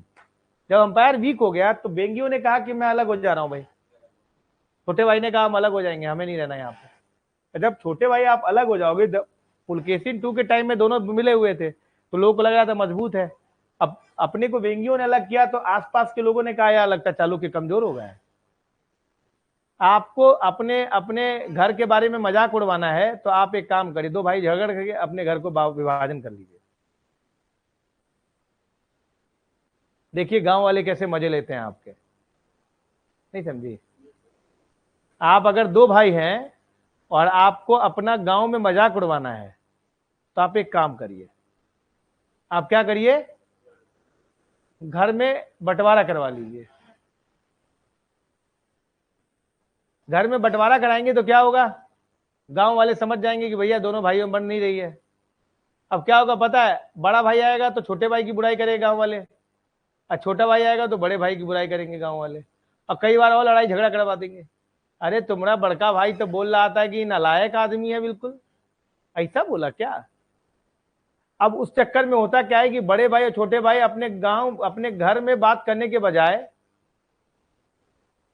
क्या करते हैं, वो गांव वालों की बात सुनने लग जाते हैं, और लड़ाई जो है इसका स्तर और धीमे धीमे क्या होता है, बढ़ते ही चला जाता है, जो रिफ्ट होता है बढ़ता ही चला जाता है। अब यहाँ पे जब दो भाइयों ने अलग कर लिया अपने आप को, तो सामने वाले को समझ में आ गया कि ये हो गया कमजोर। तो इनके जो आखिरी राजा थे कीर्तिवर्मन, वो तो और भी ज्यादा कमजोर हो चुके थे। तो उनके जो सेनापति थे दंडी दुर्ग, उन्होंने कहा कि अब बहुत हो गया भाई तुम्हारा, चलो निकलो। उसको मारा और हटा दिया, और दंडी दुर्ग खुद राजा बन गए। और क्या कौन सी डायनेस्टी स्टैब्लिश करी, राष्ट्रकूट। अब राष्ट्रकूट क्या चाहेंगे,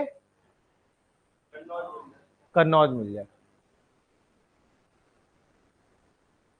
नहीं बुझा जी, बात समझा? ये राष्ट्रकूट करीब करीब 100 साल रूल करेंगे, और फिर ये चालुक्य रिसर्च करेंगे और राष्ट्रकूटों को भगाएंगे 750 एडी में। और यहां पर फिर कौन आ जाएगा? चालुक खत्म नहीं हुआ, छोटे मोटे होंगे ना फ्यूडेटरीज वगैरह, अरे फ्यूडेटरीज तो होंगे ही होंगे। तो जब राष्ट्रकूट जो लड़ाएंगे कन्नौज के लिए, किनसे? पालों से। ये जो गौड़ है ना, इनको रिप्लेस कर देंगे पाल, हर्षवर्धन के मरने के बाद। हर्षवर्धन भी बड़ा पावरफुल था, जब वो मरेगा तो वो भी कंपायर को डिसइंटीग्रेट करवाएगा। तो यहां पर पाल आ जाएंगे, और यहां पे कौन आ जाएगा, यहां पे गुरजारा प्रतिहारा आ जाएंगे। और ये तीनों किससे लड़ेंगे, किसके लिए लड़ेंगे? कन्नौज के लिए। तीनों लड़ते लड़ते क्या हो जाएंगे, कमजोर हो जाएंगे। तो 100 साल तक की लड़ाई चलेगी। ये 750 एडी में आने के बाद इन राष्ट्रकूटों को रिप्लेस कौन कर देगा? फिर से चालुक्यास आएंगे, उनका नाम होगा Kalyani Chalukyas. There are 3 branches of Chalukyas, Badami Chalukyas, Vengi Chalukyas, ये दोनों एक ही समय के हैं, और तीसरा क्या, कल्याणी, ये बाद के हैं। बात बुझा? आज हमको लगता है हमने तुमको बोर कर दिया।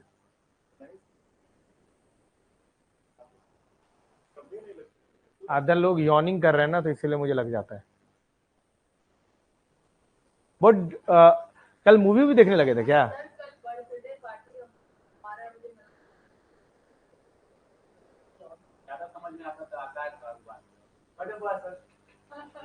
आज बर्थडे है तुम्हारा? भाई हैप्पी बर्थडे। क्या नाम है बाबू तुम्हारा?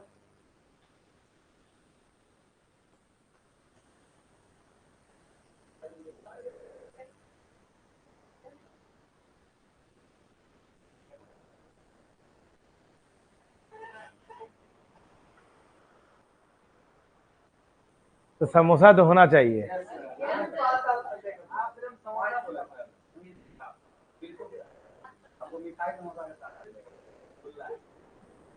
चलो कभी किसी और दिन खाएंगे, तुम बच्चा है ना। खाएंगे खाएंगे, अभी बच्चे से क्या खाना है यार, हम खिलाएंगे, तुम लोग खिला देंगे। आज थोड़ा सा मुझे पास टाइम कम है। शाम में आएंगे, शाम में आएंगे। तुम शाम में आते हो क्लास में क्या? ओके, ये ठीक है, ये क्लियर हो गया सर। बात क्रोनोलॉजी सेट हुआ कि नहीं? तुम सुना जी, कल्याणी चालू क्या, तुम चला गया, समझ आए बात को? तो 650 से 650 के बाद जब हर्षवर्धन डेथ हो जाएगा, तो आखिरी कुशल शासक मर जाएगा। इधर पुलकेशिन II के बाद दंडी दुर्गा उसको रिप्लेस कर देगा, तो नीचे का भी कुशल शासक गया। तो एक एरा ऑफ डिसरे आएगा बीच में 50-60 सालों का। 650 में देखो गजब का साल है। 647 के बाद ऊपर हर्षवर्धन भी मर गए, नीचे पुलकेशिन भी करके दंडी दुर्गा आगे आने लगे। तो यहां पर 50 साल का कंसोलिडेशन होगा 650 से 700 तक के बीच में। उसके बाद 3 मेजर डायनेस्टी डेवलप होगी। यहां गुरजारा प्रतिहारा, यहां पाल, और तीसरा नीचे राष्ट्रकूटास। और ये तीनों किसके लड़ेंगे? कन्नौज के लड़ेंगे। ये हो जाएगा मध्यकालीन इतिहास। हर्षवर्धन डेथ होने के बाद मध्यकालीन शुरू हो जाता है। Tripartite struggle, early medieval, advent of Ghaznavites, ये सब जितने भी है, later Mughal, rise of Islam, ये सब लेटर मेडिवल्स। समझ में आ गया कि नहीं? क्लियर है मैम? इधर एक छोटी सी डायनेस्टी है पल्लवास की, पल्लव की डायनेस्टी है। पल्लव में क्या होगा, इसका एक राजा था महेंद्र वर्मन। महेंद्र वर्मन जो है उसको पुलकेशिन II ने मार दिया, और महेंद्र वर्मन के बेटे नरसिम्हा वर्मन ने पुलकेशिन II को मार दिया। कहानी खत्म हो गई। लड़ते क्यों थे वो बता देगा आइसक्रीम। ये दोनों लड़ क्यों रहे थे आपस में? बस इतिहास तुम लोग पढ़ चुके हो, अब तुम लिख सकते हो। लड़ेंगे क्यों? ईस्ट और वेस्ट कोस्ट दोनों मिल जाए। एक और फायदा है, वेंगी भी मिल जाएगा इनको। वेंगी जो है फर्टाइल लैंड है। 90% लड़ाई बस कोस्टल एरियाज की ट्रेड के लिए हुई है। सारी लड़ाई हुई है, मेडिवल में तो लड़ाई ही इस बात को लेकर हुई है। ट्रेड जितना डेवलप होगा, हंगर उतना ज्यादा डेवलप होगा। जीत लिए थे, सब जीत लिए थे। फिर जैसे हर्षवर्धन वीक हो जाएगा तो वहां के राजपूत इमर्ज करना शुरू करेंगे। गुरजारा प्रतिहारा जब डिसइंटीग्रेट होंगे ना तो कई राजपूत बनेंगे, सोलंकी, कालचुरीस, बुंदेलास। वही जब डिसइंटीग्रेशन होगा। इस ट्राइपार्टाइट स्ट्रगल में जीतेगा कौन? गुरजारा प्रतिहारा फाइनली। Thank you. मार दिया। नरसिम्हा वर्मन का बेटवा मार दिया कि मैं पापा को मारे हो, तभी नाम रखा महामल्ल। पुलकेशिन II को मार दिया भाई, उसी से महाबलीपुरम पड़ा है।